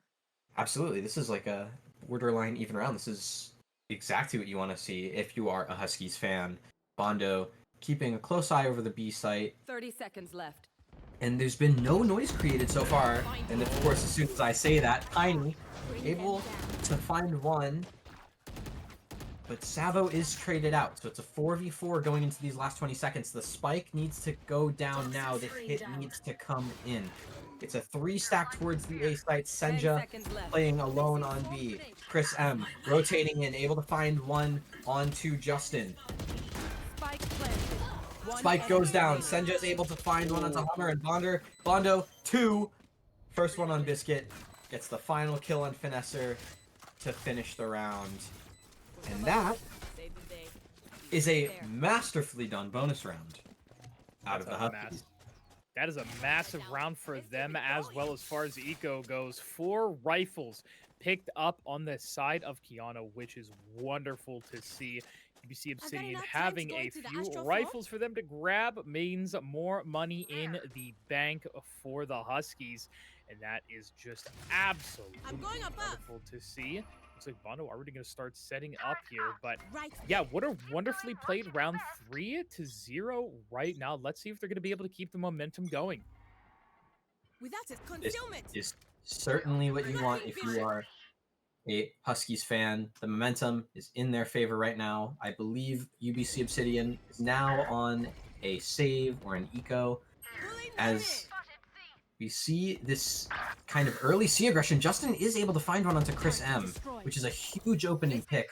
Senja going to have to hold down the C site on his own. Bondo is here to help stabilize. Savo and Tiny are immediately on this flank. Bondo is taken out by Justin, and Aether is able to find one onto Senja. Savo and Tiny are able to combine with 1 kill on Hummer. Justin gets a 3rd in the round, and now it's Savo in a 1v4. I mean, so much for momentum, right? I mean, this is just a dead stop by UBC Obsidian. Oh, definitely, and Savo is going to make the executive decision to just run away for right now, save that Vandal. No point in having to run in there in a 1v4, especially right through that Omen smoke. It was maybe, you know, a little bit tough to try and go in there through that, but now just going to have to hold out, and there we go. Spike is gone. Let's see now where Savo's going to go. Honestly, I would have shot at that door instinctively. You know what I mean? I would have started shot. Just shooting at that door. Just to feel something. Oh, my goodness. But now here we go into round number 5. Let's see how the hold fares this time. Chris M, we can see on the top of the leaderboard right now, doing very well for himself. Looks like last round might have just been a little bit of a fluke. It's possible. But this aggression, now we see Savo in towards the C site. Gonna try and play aggro here as they have been doing that C's nade combo in towards the A site for the last couple of rounds, and there's been a couple bits of utility traded. Savo does get flashed off the angle and mound, and now we see Bondo here over by the C door. And the Nightfall comes in from Tiny. But the flank comes in from Hummer. Hummer's able to find one onto Bondo and another one onto Chris M. It's a 3v3. Numbers have equalized. Justin is able to find one onto Savo. The Showstopper comes out for Justin, and it's Tiny. 1v3, no health. Biscuit able to finish the round. Very well played there by UBC Obsidian. Like you said, the aggression that is coming out from them now is just becoming very unparalleled as far as Keanu goes. They need to find a way to lock this in here, and I'm hoping they will be able to do it. It's so rough. This is man. Absolutely very rough, and it's not just aggression; it's more explosiveness, right? We see kind of complete radio silence in those first couple of seconds. We saw this lurk coming in through B main, able to get the backstab onto Bondo as he opens that door into C mound. We see the same kind of setup of Tiny on B. Chris M and Savo on C. Chris M does get spammed out through the smoke. Savo is able to find one onto Justin, and a second onto Hummer. Isn't able to blast pack away, but it's a 3v3 on this retake. Assuming that the site gets given up. The Seekers come out for the side of UBC Obsidian. Bondo tries to get a cheeky spray through the smoke. The Guardian on Tiny seizes into the smoke, prevents any sort of push. The Trailblazer spots him out CT, and the Guiding Light. And Aether on that swing out of the smoke is so huge, able to find Tiny. They do know that he's still there, but they don't know where the Omen and the Jet are. Bondo on the defuse, he's sticking it. Biscuit able to... Oh! Senja with the dink! Oh! Oh, that is so rough. Oh my goodness, that dink must have felt disgusting. And now it's tied up 3-3. Keanu on the back foot right now, forced to have an eco round to themselves. A stinger coming out for Savo, but this is looking a tiny bit rough. They need to be able to get back. I think I want to see like a risky little play here. I want to see the stack, which is exactly what we're seeing. We're seeing 4 stack on C. I think they're just kind of reading into this kind of initial play. We see the Haunt coming into A main. Tiny just trying to get that ult orb, try and get that Nightfall back online. And Bondo and Savo towards C. Tiny's basically cleared out like all of A. Savo is able to find one onto Justin. What the? Chris M able to find one onto Finesser, and it's a 3v1. Biscuit able to farm up a couple for from the shadows. But at this point, Tiny just try and get a kill, you know. You got that nice sheriff. Where are you? Let's see if we'll be able to get a few, maybe one extra kill with it. You never know. Honestly, a few exit frags wouldn't be bad. Nothing really to lose at this point. Like we said, it is just a sheriff.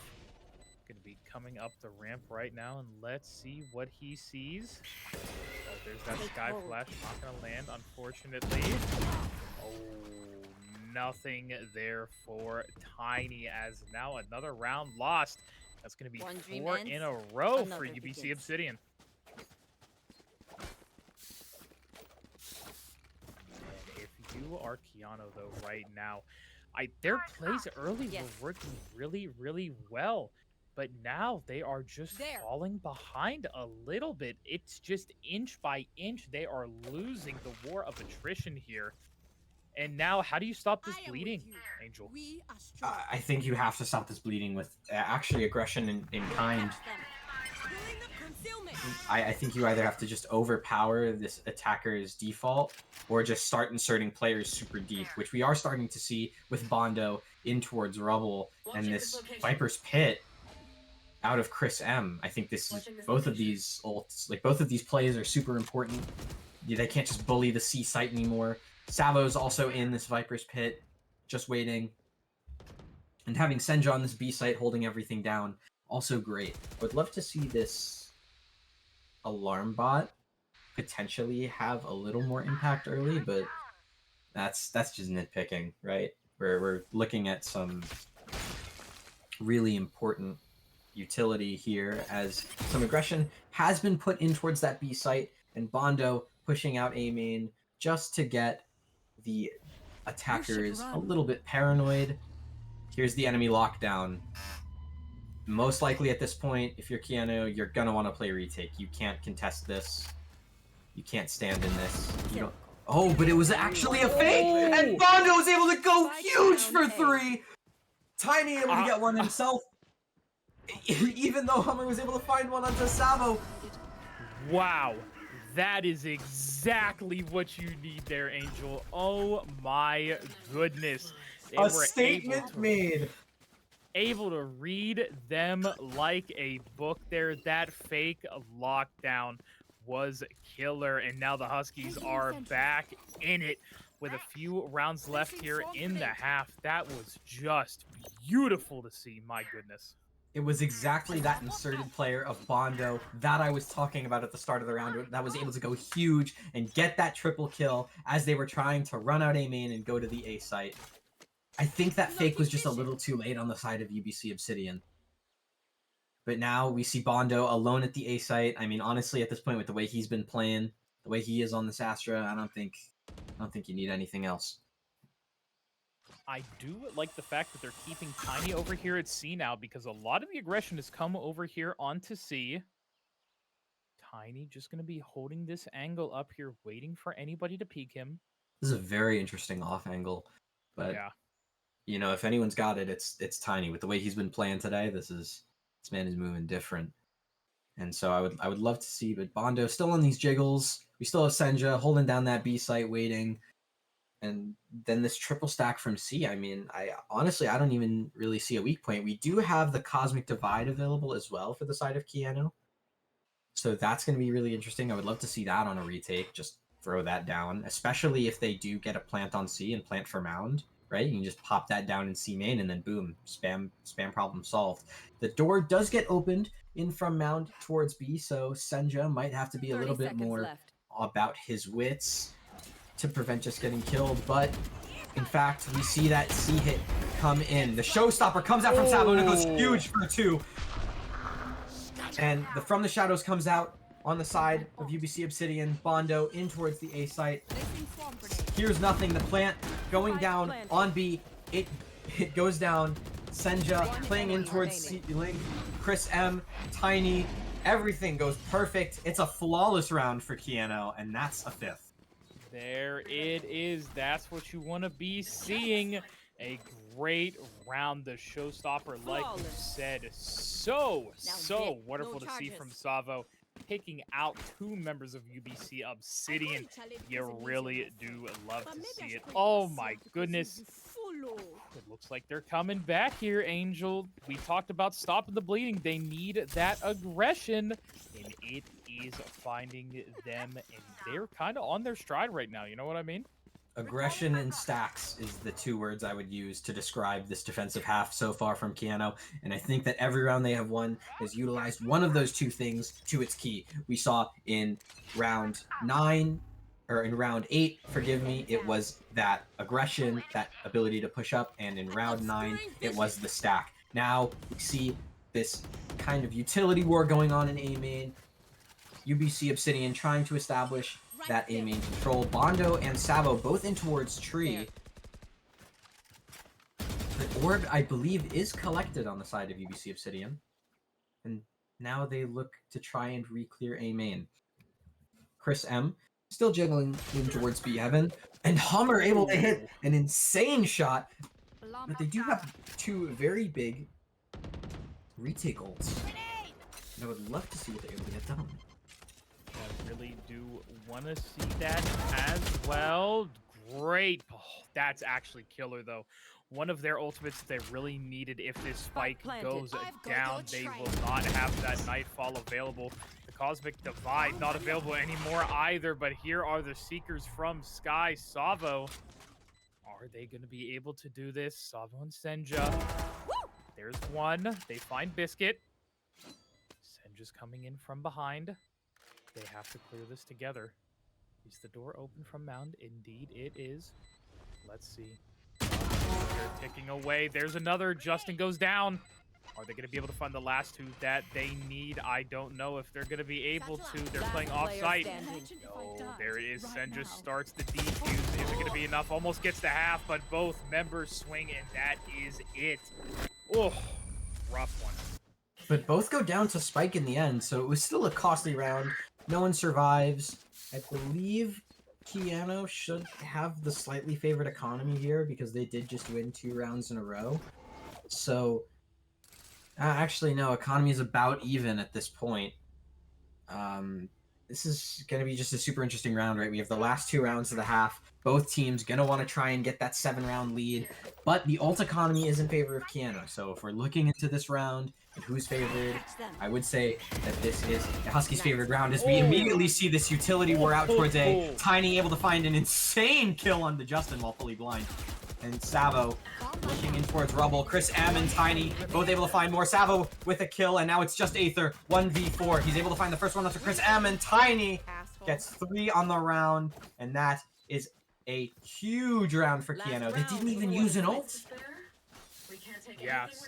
Speaking of last round, you guys got to use these ults, and they have a lot to use. Lockdown, Nightfall, the Cosmic Divide.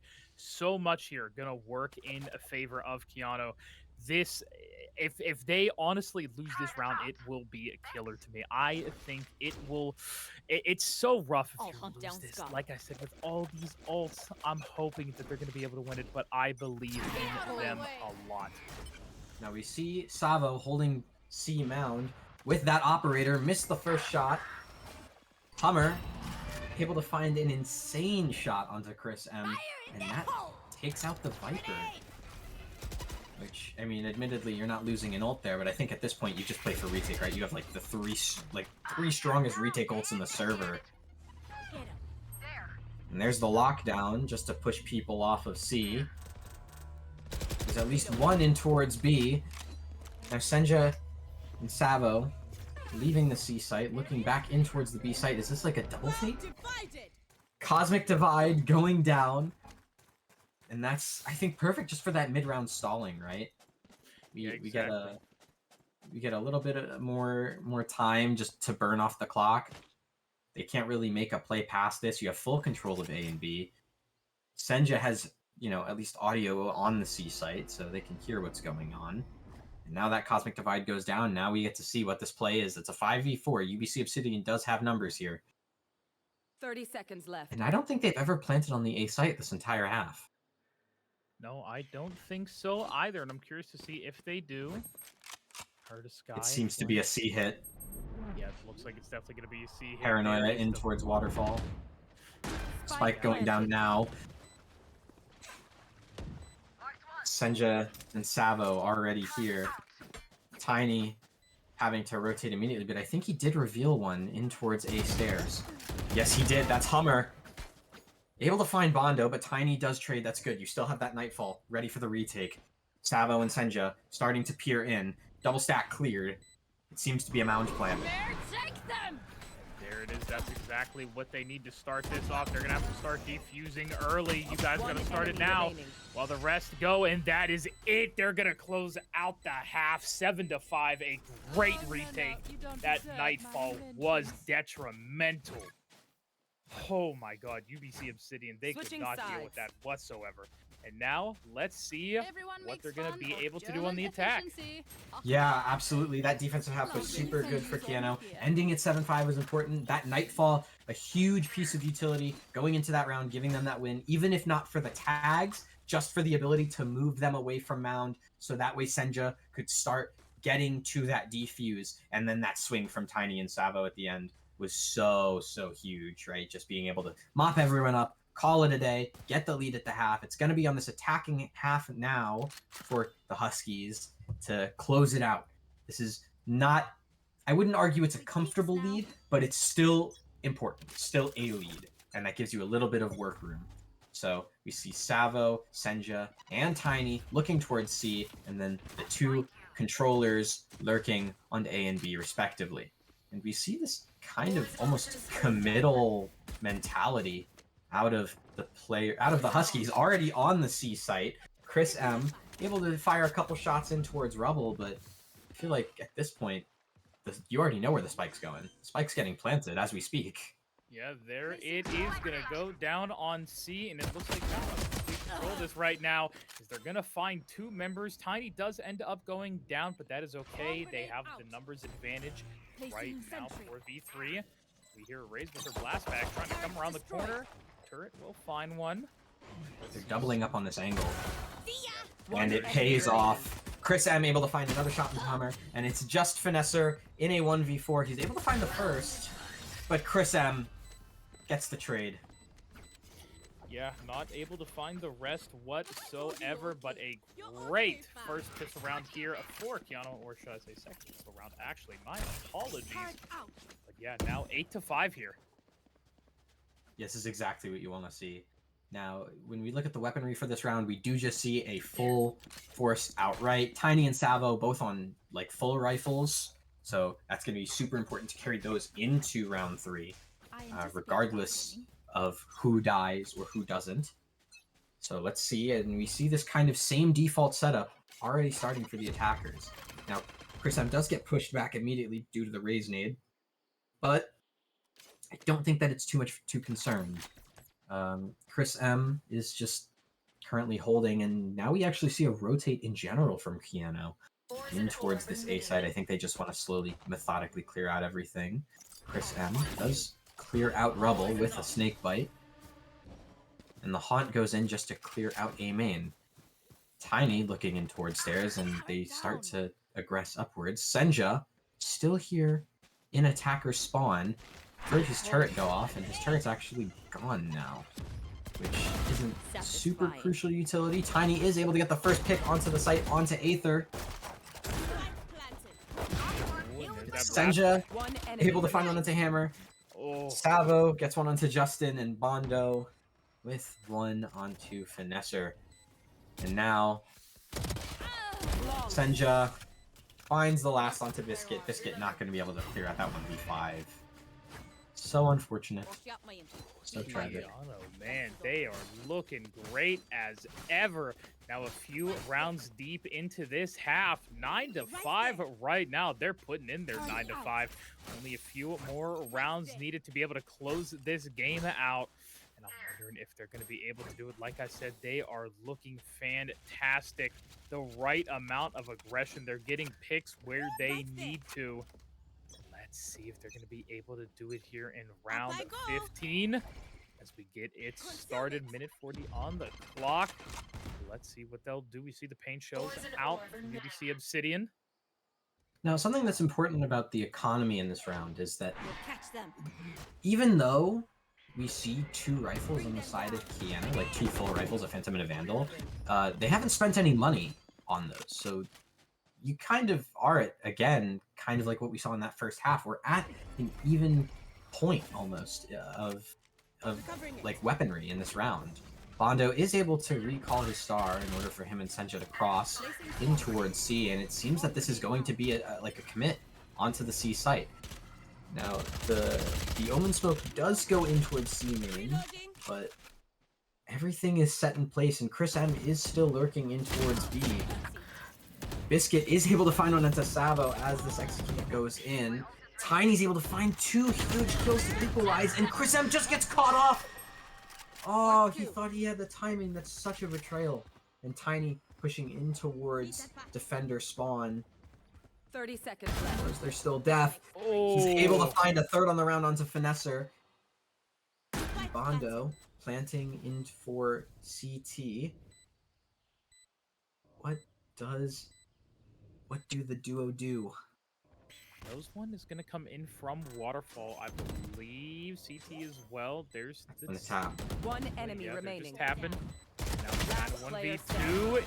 V1, but Tiny able to grab the ace in round 15. Man, our star player of today so far. He has been on an absolute rampage. Absolutely. At the start of the season, I think when we were looking at some of the stats of players, Tiny was not a name in the conversation, right? He was on that initiator role, kind of playing for supporting his team, getting a lot of assists, but not a lot of kills. But we're seeing a different Tiny today. Like this is a Tiny we have never seen before. He might have gotten body swapped with like some clone they made in a lab, because this is brand new. Chris M, unfortunately, that snake bite's a little silly. We don't talk about those. Senja is able to find the opening pick of the round onto UBCO's KJ. Chris M with an insane frag onto Justin, and it just seems like they're going to try and flood this A site. Chris M in towards Baby Door. Husbando and Savo flood onto the site. Tiny takes control of Tree. And here we are, 3v5 retake. The swoop peek out from Chris M, and he's able to find Aether. That was just nasty. You didn't need to do any of that, Chris M. That was disgusting. I will completely agree. Now it is a 2v5, 2v4, 1v4 here. Biscuit trying to make a miracle happen, but is not going to. The divine wrath of Senja comes down upon Biscuit to make it 11-5. And with this round, let's see if the Huskies can get us over into match point. The divine wrath of Senja. Like he's a primordial being. A primordial eldritch god of a cosmic horror realm that we cannot even begin to fathom. Honestly, the way that these guys have been playing, I wouldn't be surprised if Senja's like one of those angels with like 8 different like tentacles and like 12 eyes or something, you know? Exactly, yeah. Cthulhu's like third cousin, you know, twice removed, something like that. Oh. The horror Senja. The horror. But we see this kind of 5-man A main push. Chris M throwing his snake bites in towards the site. The Trailblazer comes out. He is stunned up. Savo's able to find it onto Justin regardless. Aether isn't able to find anything as Chris M pushes the Cosmic Divide. And Finesser calls him out on it. Senja is able to find one onto Hummer in the meantime. Tiny trades out. And Senja with the final kill of the round again onto Biscuit this time. And well, as you heard the announcer say, Angel, it is match point here. We have the lockdown available and ready to go here for Senja. Let's see, like I said, if the Eldritch God himself is going to be able to do it, or if UBC Obsidian is going to be able to come back. I wonder if we're going to see the same play. What if they try and fake it like UBC Obsidian did in the first half? Oh, where they do like the A fake to C or like the C fake to A? Yeah, exactly. Oh yeah, with the lockdown. Right. Okay. Yep, I understand. Yep. They could. Honestly, that'd be kind of a Chad play. So whoa! Carnage in A main! As it's a 2v2 equalized. Chris M with 3 and Aether able to find the pit. The pit's ready. The Viper's pit is ready. The Blade Storm comes out on the side of UBC Obsidian, but at this point it almost feels over. Tiny and Chris M both playing in the pit. Tiny looking maybe to play in towards, not Tiny. Chris M looking to play maybe in towards Tree, but Tiny able to get the spray down Collat. And that's 13-5. GGs are called. It's Huskies going 2-1 in RedBull Campus Clutch Canada Qualifier 2. You love to see it. What a fantastic game here on Lotus for the Huskies. Great job to every single member playing it so wonderfully. As I always say, the surgical precision of these members to completely dismantle UBC Obsidian 13-5. Just systematic, right? Like truly down to the core. like everything was just on their defensive side. The calls were so good. Like the adjustments that Keanu was able to make to keep themselves in the game, to keep that lead 7-5 going into the attacking half, and I mean a flawless attacking half, right? Like 6 in a row. Just didn't drop a single one. Wow. Super clean. And Tiny, of course, top fragging yet again. Just going crazy today. This is Tiny's world, okay? Yeah, exactly. And we are just all living in it. But Angel, for right now, we're going to need a break after such a crazy game. We have to gather ourselves a little bit. For right now, guys, do not go anywhere. We will be back here soon with some more Valorant action.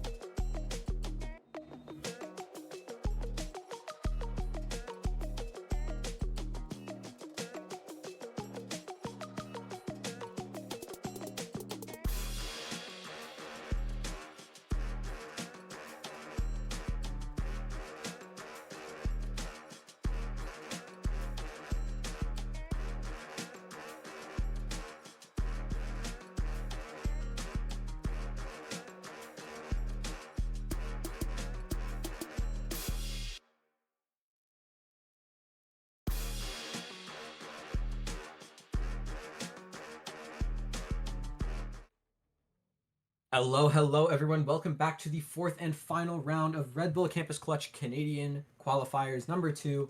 I am your host and one of your casters today, Ancient Angel, and I am here with a different co-caster for round 4. I'm here with Sleepy. Oh, hello.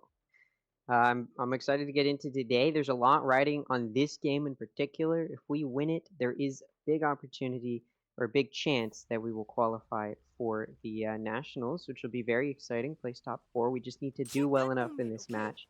And we're back on Lotus. We are back on Lotus for the second time. We've done one game on Ascent, that was round 1, a game on Breeze, that was round 2, and then round 3, which we just took against UBC Obsidian, was on Lotus, and now we are playing against University of Alberta in round 4, back on Lotus, Savo on Raze. Yeah, I'm AJ, Chris M, Viper, Bondo on the Astra. He was cooking, and then Tiny's just been having a day today. Have you been watching, Sleepy? Yeah, absolutely. I'm not gonna lie. I was a little bit, I don't know. I didn't necessarily like the comp when I first saw it in the previous match, but they absolutely proved that they know what they're doing with this comp. So I'm excited to see how they use it coming into the round. And we immediately see the grab well, the C's, and that paint shell tossed in towards A lobby.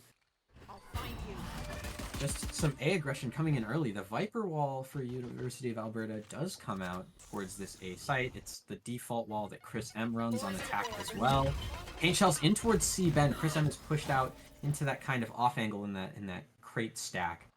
And it seems to me that that's where the site is going to be committed to. Chris M with the first one onto Draco. Oh. And another onto Dart. Chris M jumping around the box, playing Fortnite. Send is able to get velocity. Chris M with a third of the kill of the round onto Water, and a fourth on the round onto Frosty. Yeah, what a play from Chris M. To get out of the way of the paint shells, hide behind that box, almost hiding from the paint shells itself, not taking very much damage.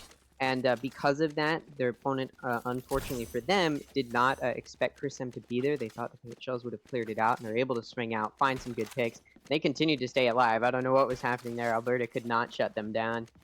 And they're able to get a win. Absolutely, once again, showing their use of the util that they're providing with this Viper. Poison Cloud and Snakebite doing such a good job of control. Yeah, 100%. We see, again, this default utility incoming in. Now, we see Tiny did this last game, and he's doing it again, where he just picks up the Ghost. He doesn't have a Spectre, or a Vandal, or a Phantom. He's just using this Ghost. He's going to try and play using his utility to set up his team as an Initiator does. Maybe take a couple jiggles in towards B Heaven, which he's doing right now. And we see, again, this kind of really slow pacing that's been happening a lot on Lotus. The dark cover comes in towards Waterfall, forces out a Snakebite from Chris M, but no real definitive action made just yet. The Raze is spotted in towards A main, and Savo, still jump peeking stairs, gets Tiny to go back to the A site. They did kill the alarm bot on B, and the breakable door is getting broken, but Bondo is here, able to get one, but isn't able to find the second onto Dracov. Dracov trades him out. Chris M in towards C-Link, isn't able to find anything, gets pushed out of the way due to the paint shells. Savo comes in through a link, able to find Frosty. Chris M swings, and I mean, in all the hecticness of the round, Keanu only lose one weapon. Yeah, Alberta was definitely doing some interesting stratting there. They decided to make a little bit of noise on C, send that smoke, and then they ended up coming back towards B, and then they pushed through A a little bit, and then tried to push in towards B. They were playing very split up, which, you know, is kind of good to do on Lotus just because it's a difficult, or rather a slow rotate for the defense on this map. But at the same time, when you're at a gun disadvantage, it doesn't work as well because you're sort of forcing yourselves to play split up, and when you're at that gun disadvantage, it only takes one person to potentially outgun two of you, and so you really do need to be playing your numbers a little bit better in this situation. 100%, but now we see Chris M and Savo on the C site. They did it a lot during that first game on Lotus, where it would just be the two of them playing together, and now we see Tiny and Bondo doing this really, like, almost over-aggressive push down B main. Bondo is able to spot one, and I think that's their retreat. They just wanted to make presence known. Chris M's wall is about to go down, and they actually opened door on the A side. I didn't even notice that. It seems like it's going to be an A commit. Senja smoked out. Does he push the smoke? snakebite goes in, but Senja pushes through it anyways. He's able to find one onto Dart, and Chris M is able to find another 2 on the site. The spike still hasn't gone down yet. Frosty able to find Chris M, but Tiny trades him out. It is the KJ of U Alberta in a 1v3. Savo in defending spawn. Rifles have been picked up. You should have run. It's over. Tiny with the second in the round. Yeah, he's able to get that prime vandal. It's pretty much a repeat from the previous match, where you get 3-0 on the defense for Keanu. I think this definitely goes to show just how powerful Keanu can be. Even without that gun advantage, as in that previous round they didn't necessarily have it, they just really know how to shut down those aggressive pushes, which teams typically try and start out with on their offense to test the waters before they go for the adaptive sort of pushing around, being more fluid in their movement, and because of that, Keanu is able to take advantage and get 3 good rounds. Yeah, I mean that was a super clean round, you know, keeping 3 alive. Water is able to get an insane first shot onto Savo at Rubble, and that's immediately going to pull the rotation of Bondo over towards this A site. But ultimately, it's a 5v4, so you did give up numbers, but this is not doom for Keanu at all. I think these guys have been playing so well. I think even with this man disadvantage, I don't think it means much. Chris M is able to only find 1 though, and these numbers are going to add up eventually, but I think they know it's a B play. And as we hear the spike get planted, Senja looking in towards C Link with his 2 teammates going through heaven. This B site is really interesting on the retake, especially with the close choke points. Senja does find the sky. Frosty able to find one on Bondo. They know where Frosty is. Tiny able to get the pick. We're waiting on the Viper peek or that Omen. The Omen playing a Link, able to swing, get the Paranoia out, and Water is able to convert with a kill onto Tiny to end the round. That's a thrifty round. And now Keanu's 3-1. Yeah, this time around, Alberta does decide to go for testing the waters in B, and it ends up working out. The defense on B just wasn't as strong from Keanu as it was on A and C. So the weak point was found very well by Alberta, and once that spike goes down, like you mentioned, there's a lot of those closer angles. It's difficult to retake without getting caught in those choke points, especially considering they weren't going to be going for the retake through breakable at all. It just made it so much more difficult pushing through those smokes. For sure, but we see this kind of heavy utility aggro play out towards A. Velocity swings out of the Viper's toxic screen and gets Tiny, but Savo is able to trade it out and equalize into a 4v4. The Seekers come out, and it's looking to be that those Seekers are headed towards C, into the Viper's pit. Now Chris M, lurking around the Viper's pit, he does find his way back, but now they go in towards B. Drakov able to find one onto Bondo, but Senja is able to trade out with that stinger of his. The spike is being planted on B as we speak. Savo looking in towards A Link to try and catch out anyone who tries to maintain control. Senja has been, I think, just caught and stunned, but he is able to find another kill with that stinger onto Frosty, and now I think he just needs to buy time. Chris M has the wrap, gets it onto Dart, and Savo is able to finish the job onto Water. It's a 4th round for the Huskies. Yeah, unlike the previous round, Keanu was entirely prepared for what they did wrong in the previous round to go right this time. I mentioned how they didn't go for the, retake through breakable, which sort of forced them into those choke points. This time around, they even sent down that flank, which you don't see a lot on this map, especially going towards B, because it's sort of a long way to get there, but Chris M was already kind of out there because of the Viper's pit, and I think it was played very beautifully by Keanu to find that proactive fluidity that they needed to really collapse on that retake from all angles. Collapse upon it they did, and now here we are into round 6. What's up? Potentially Alberta does need to possibly just clean it up a little bit and finding more picks before they commit to a site. Yeah, I could agree with that, but we do see now this kind of aggro B main stance. Velocity does get caught out, and Dart, while trying to go for the trade, gets traded out himself, but Drakov is able to recover. It's a 3v3 now, and this is those picks that you were just talking about. let's see where they decide to commit. We do see probably, it sounds like B at this point, as the rest of Keanu has left the bomb site and they are playing for this retake. Savo does get spammed out a little bit. Does take a minuscule amount of damages. Now Senja breaks the door in A-Link, and Chris M and Savo look to retake from C-Link. The dark cover comes back out. The paint shells go in. They aren't able to find water in that corner, and Drakov as well in the well. Senja is able to find one, but at this point he has 2 health. Is this doable? No, there's no time. And that's it. Water able to finish the job for U Alberta's second round. Yeah, and we're starting to see part of what I'm worried about with this sort of off-meta comp coming out where the solo initiator is a fade.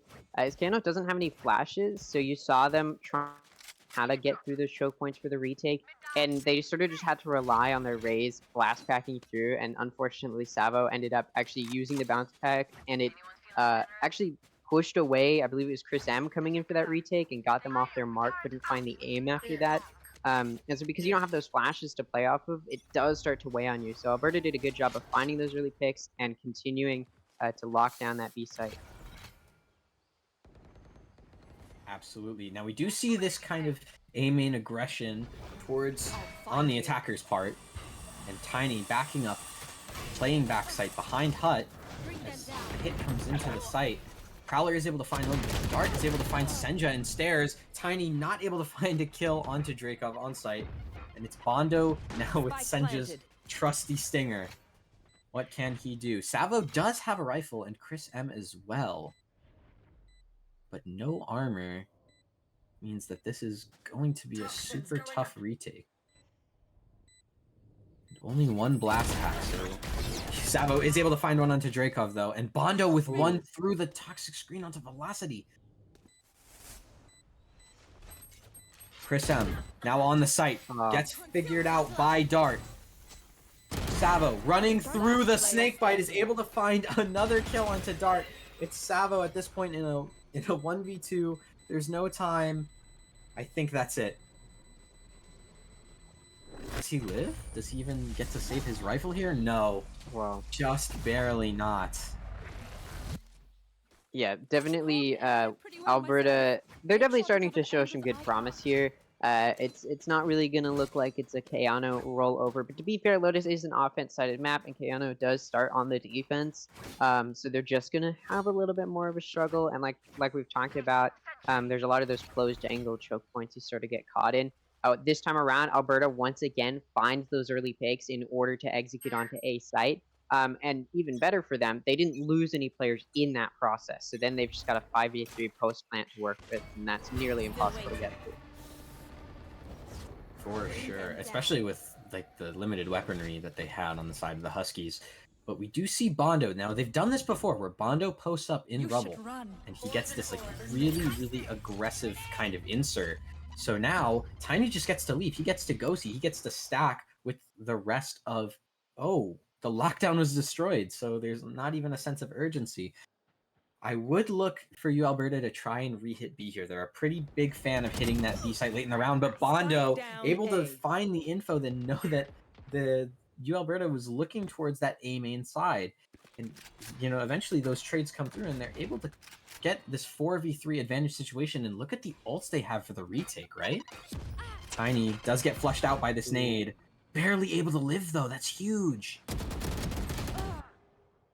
Oh, the spray just not there.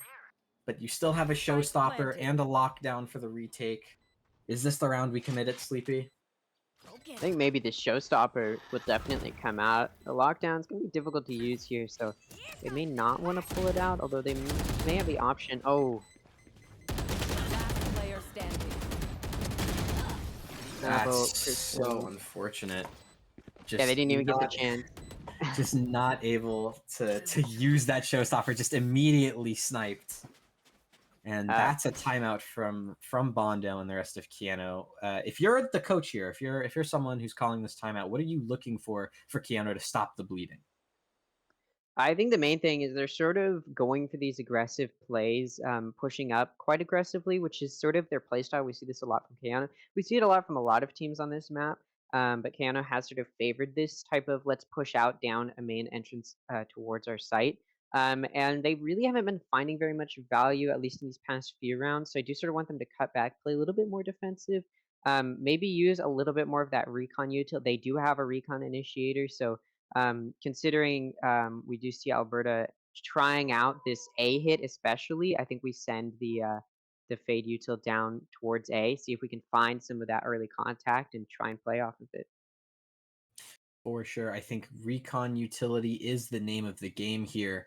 And information, I think, especially with the solo initiators you have on both sides, being able to info starve and play around the knowledge that the enemy team has is going to be super important. But here we are. It's round 9. Just 4 rounds left in the half at this point, including this one. And it's an eco for Keanu.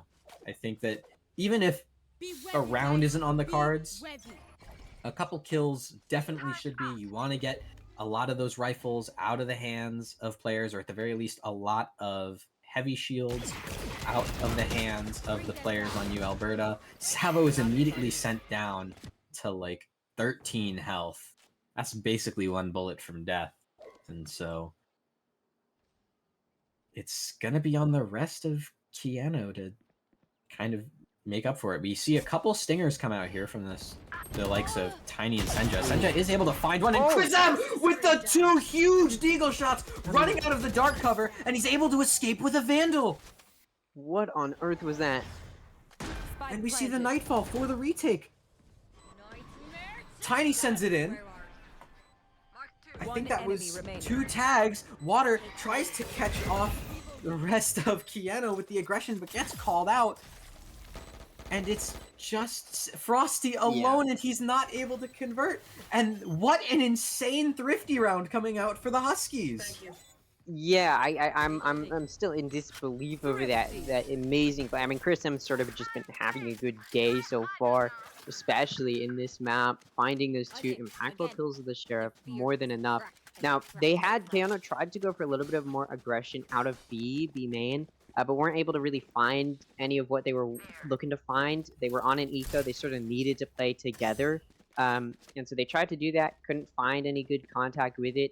As the push from Alberta starts coming into C, Keanu, of course, gonna rotate over there, and then, you know, I wouldn't have expected them to win that encounter, but Chris M getting 2, and that's pretty much it on the round. Yeah, and now I believe we're at a full gun round. In the throes of this round, I will explain a little bit of what this format entails and what this game kind of means for Keanu. But as the turret gets taken down towards B, Bondo immediately plays off. The showstopper comes out for the side of you, Alberta. They take a lot of space with it.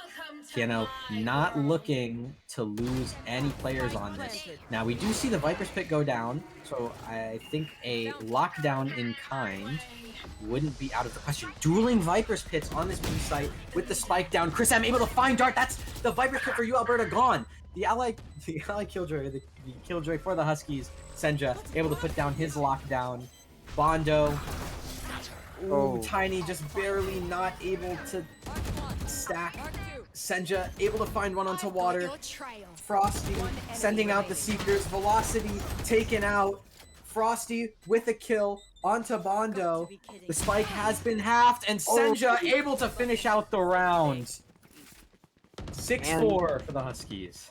Yeah, this is a very pivotal round, especially because now it's impossible for Alberta to gain the lead going into the next half. And considering, I talked about it before, this map definitely leans towards the offense. This is definitely not where Alberta wants to be, and it's starting to look more and more favorable towards yet another win on Lotus for Keanu. And they showed in that round that they actually have shown the adaptability that they need to understand how to start doing these retakes successfully, which they've been struggling to do early on.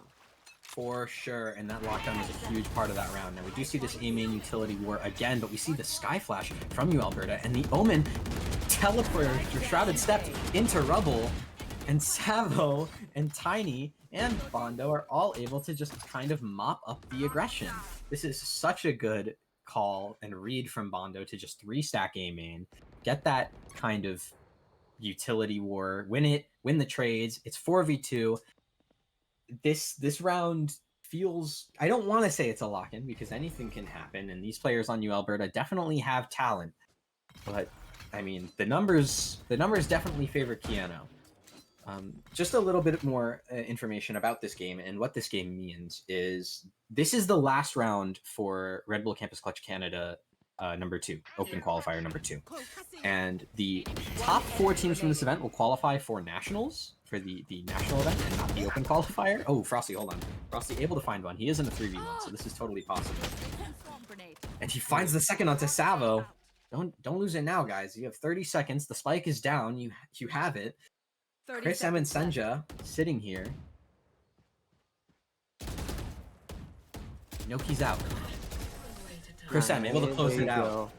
There you go. But this is the last round, and the top 4 teams from this event will qualify for nationals. And this team is actually pretty close. They have a 3-1 record right now, which means they are still in the running to qualify. They qualify by round differential. So getting this 8th round here at the half can literally be the difference between them qualifying directly from this event or them getting like 5th place and having to re-qualify in these 3rd and 4th sets of open qualifiers. So Keanu now with the C mound aggression. Tiny and Chris M both get caught out. Savo right clicks his paint shell and is able to find a response onto Dart. But now it's a 4v3. The numbers are actually in the opposite direction. I felt like that C mound aggression was very well read on the side of Alberta. Sleepy? Yeah. It's not entirely unexpected. In the previous match we just saw from Keanu. Bondo with one onto Velocity. That, I guess, trying to catch the lurk. Savo was able to find one onto Drakov, and Frosty trades it out. It's a 2v2 on the retake. These numbers are equal, and they have the Cosmic Divide for the retake to segment off the site. I wouldn't be surprised at all if they try and use this in towards C main, so they can't play from Mound, but we'll see what happens as Bondo and Senja now combined. They're doubling up. Water's able to find the first, and Frosty for the second. It's 7-5 at the half.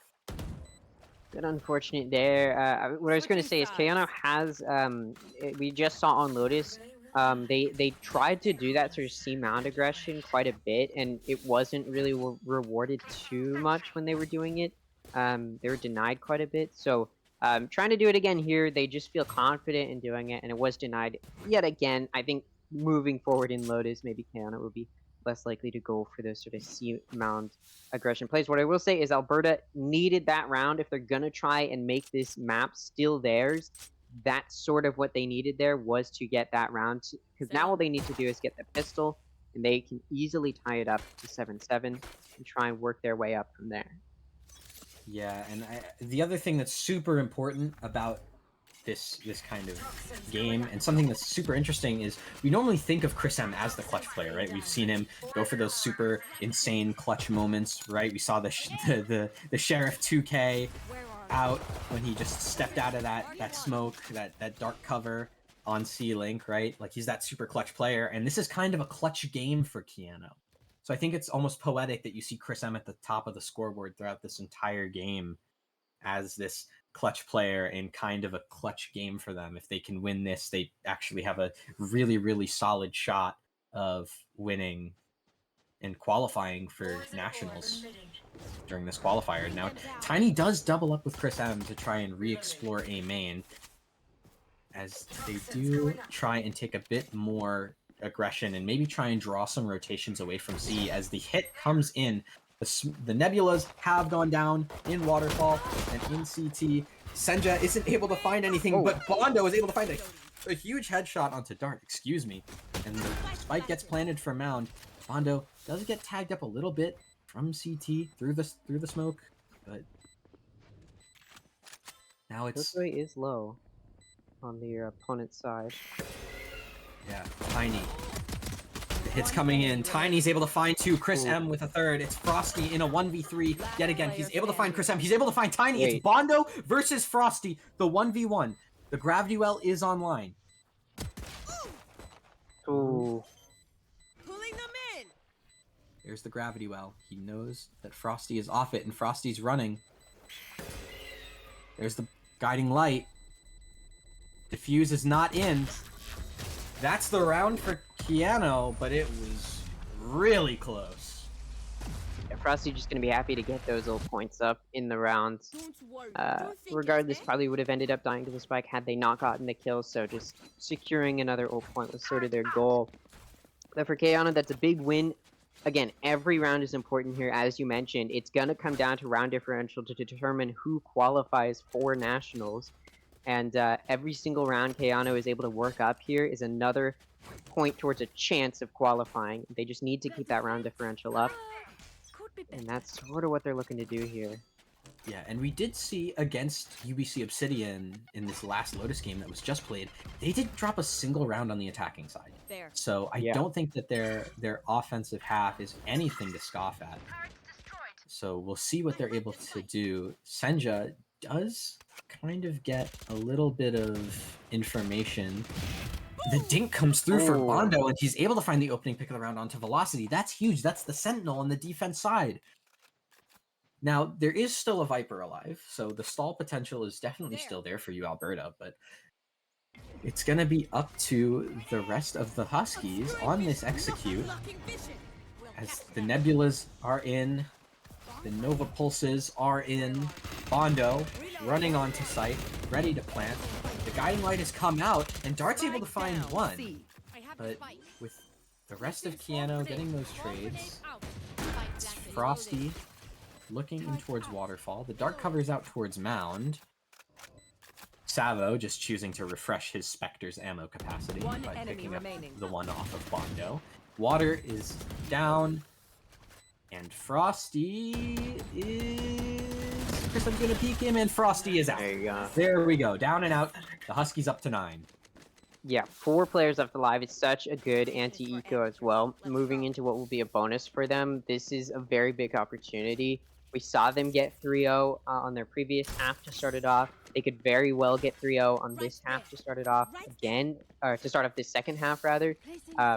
Again, you said they went flawless on their offense in the previous time they played this map, which was their previous game. So there's a very real possibility they do this. This map favors the offense.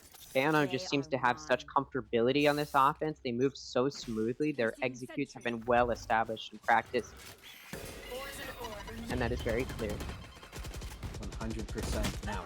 Tiny immediately trying to just take the fight to you, Alberta. The hunt goes out, doesn't get any reveals, so they know that no one's playing hyper aggressive. The Prowler does clear out a fair bit. And now, as these toxic screens go down, Tiny's able to collect the ult orb for the Nightfall. Door gets broken in towards B, so that's going to be a little bit of pressure applied to the B site. Paranoia comes out, but Savo's still able to find one onto Drakov.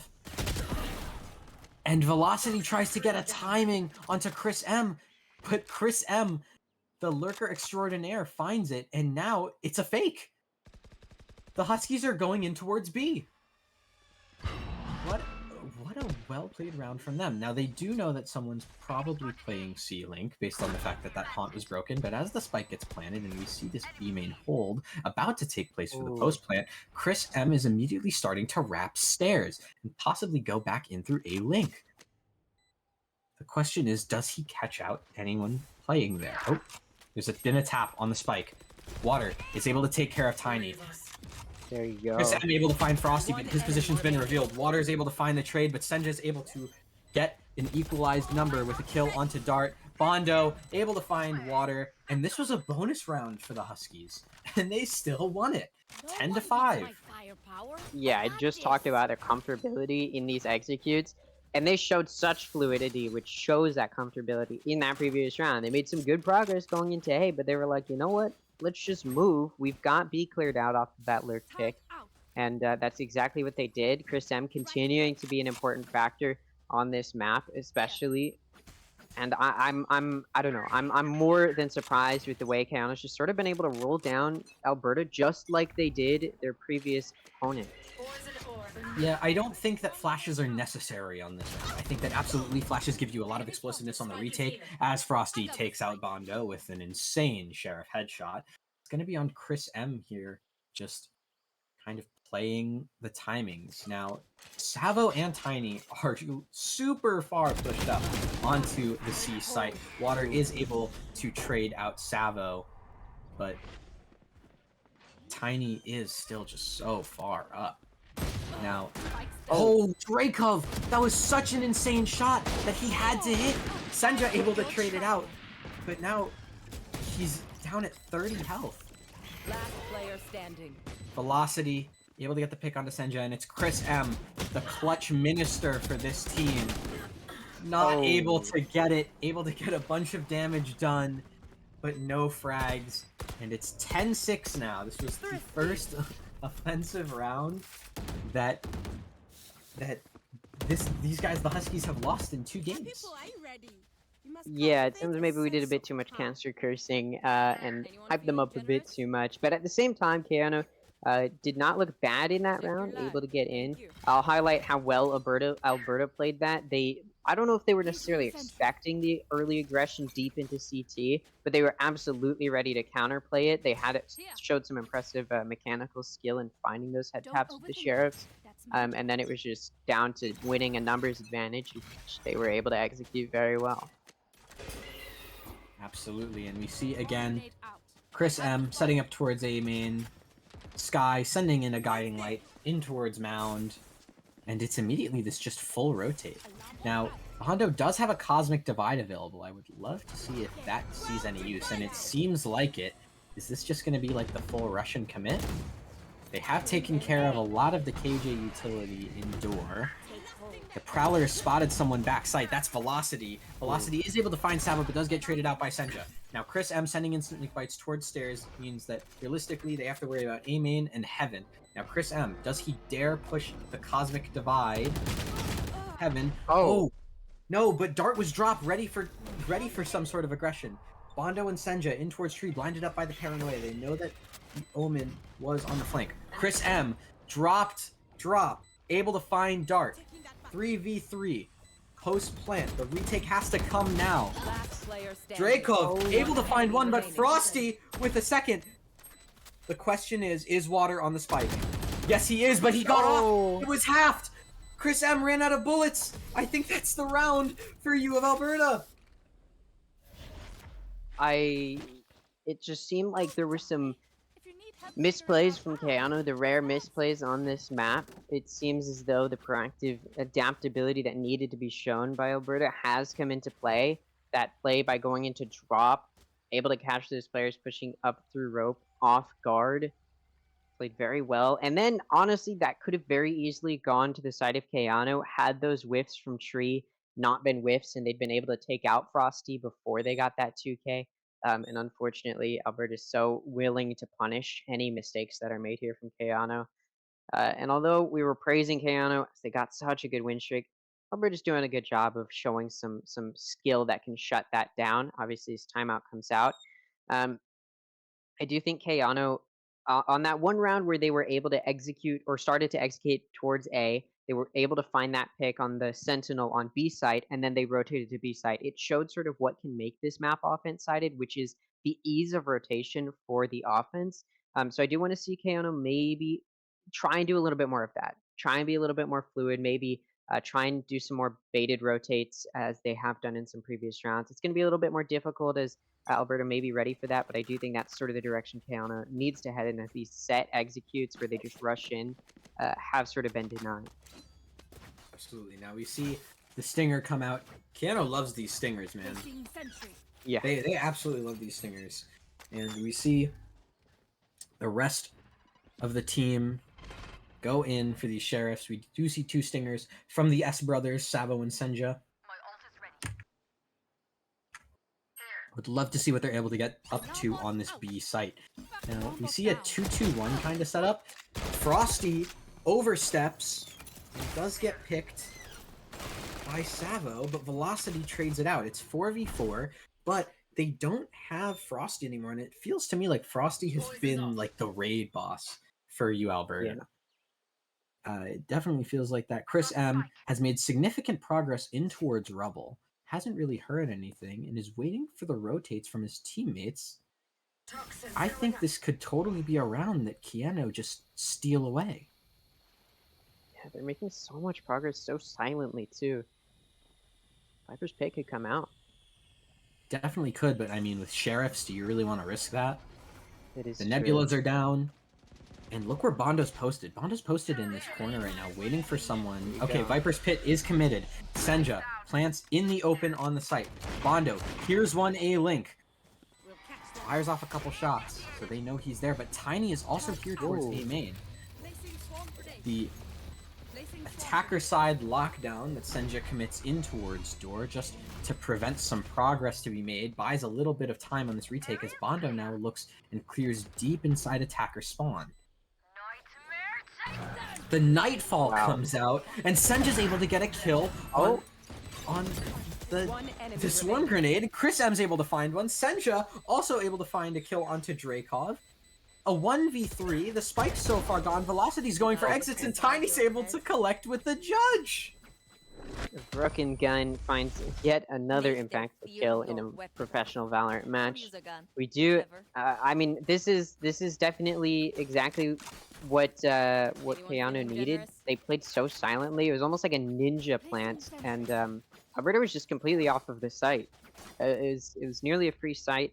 Viper's Pit gets to go down, and at that point, once that Viper's Pit goes down, obviously those other ults were definitely a factor. I don't even necessarily think they needed to use those, because that Viper's Pit is just so hard to push through, especially against 4 players, even if they have less return. 100%, but those ults were the thing that caused that kind of, like, delay in that retake for so long, right? Able to commit the lockdown, able to commit the Nightfall, just pushing people back, not even letting them get close to that Viper's Pit. So by the time you were ready to retake, round was already over. Now, we do hear the Viper's Pit for you, Alberta, get committed. The Snake Bite, able to come out. Guiding Light, Showstopper comes in, Chris M's down, Drakov gets another kill, but Tiny is able to trade it out. It's Senja, Tiny, and Savo. 3v4. What can they get done? Savo is pushing up heavily towards C. Does Savo push the Viper's Pit? Does he dare, without a single Prowler by his side, to kind of form his path?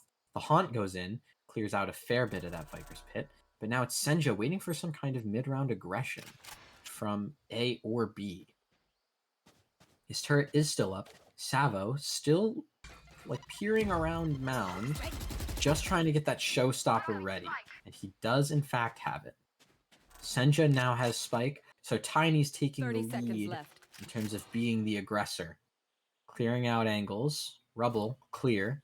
Drops down, A main. He knows that one's probably still going to be on site. He sends out the Prowler into tree.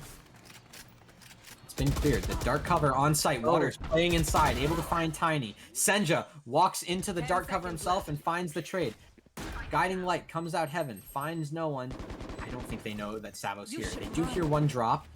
Enemy lockdown's been committed. Savo finds one onto Frosty. Lockdown was committed in towards stairs. Oh no, never mind. It was committed towards A main. Velocity's able to find Senja. It's Savo in 1v2. He does have the Showstopper, but I don't know if he wants to commit it here. They do know where he is. He's able to find Dart. Showstopper out and sent onto Velocity. It's 3 kills on the round for Savo. A clutch by the Duelist.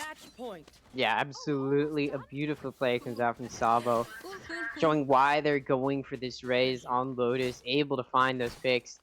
Absolutely a powerful factor. I will say, Killjoy lockdown not completely wasted by Alberta. I think they did a good job of playing around it. They just weren't ready necessarily, or didn't have a good idea of how to execute onto that weak point, which was drop. And of course, a Showstopper is sort of hard to shut down, especially in that sort of scenario when you don't really have any mollies to work with.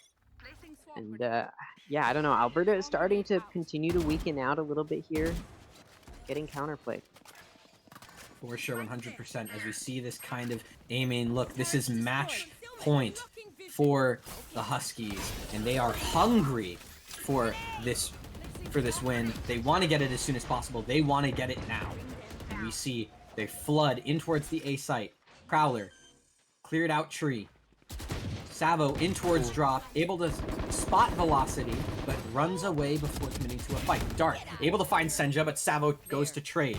Tiny, pushing in through the snake bite, gets caught out by Velocity. Bondo, Chris M, Savo, 3v4, post plant. Velocity overpeaks, dies to Bondo. Savo able to find Dracov. Water gets one onto Chris M. It's Savo and Bondo, the two we haven't really talked about today in this 2v2 post plant. Enemy remaining. Savo able to find a Last third on the player round. standing.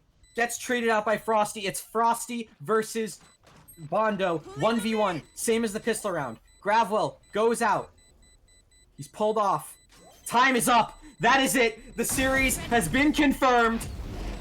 It's Keanu Esports Huskies winning Lotus 13-7. Yeah, big congratulations. I want to highlight how impressive Keanu has been just today in this tournament. Sure, Ascent didn't go their way, but it's map 1. Give a little bit of a breather there. Breeze goes 13-4, Lotus goes 13-5, and 13-7. These are not like super close score lines that you're working with. Keanu definitely going to be a powerful factor in this tournament. Whether or not they end up qualifying for nationals is yet to be seen. Hopefully they do, so that way they can continue to show this this strategic prowess that they've been able to pull out just today. I'm looking forward to seeing if they do end up qualifying, because I would love to see them in nationals pull out the dominance we've seen from them so many times before. Absolutely. They have gone 3-1 in their win-loss record today. I think for us on the desk and commentary here, I don't think there's really anything else to say. I would will like say to go for it. really quickly, their round differential right now is, I believe, 43, and I want to say, let's see, 29, 43 and 29, I'm pretty sure. Which is not bad. That's a pretty solid round differential. So there's definitely a good chance that they're able to qual here. Again, we'll have to wait out for that. Go ahead and check out Keanu Esports on Twitter, and that'll be where you can hear it out. Do you have anything to say, Yeah. Ancient? I'm sorry, I cut you off there. Oh, you're all good. Results will be posted on Twitter at Keanu Esports.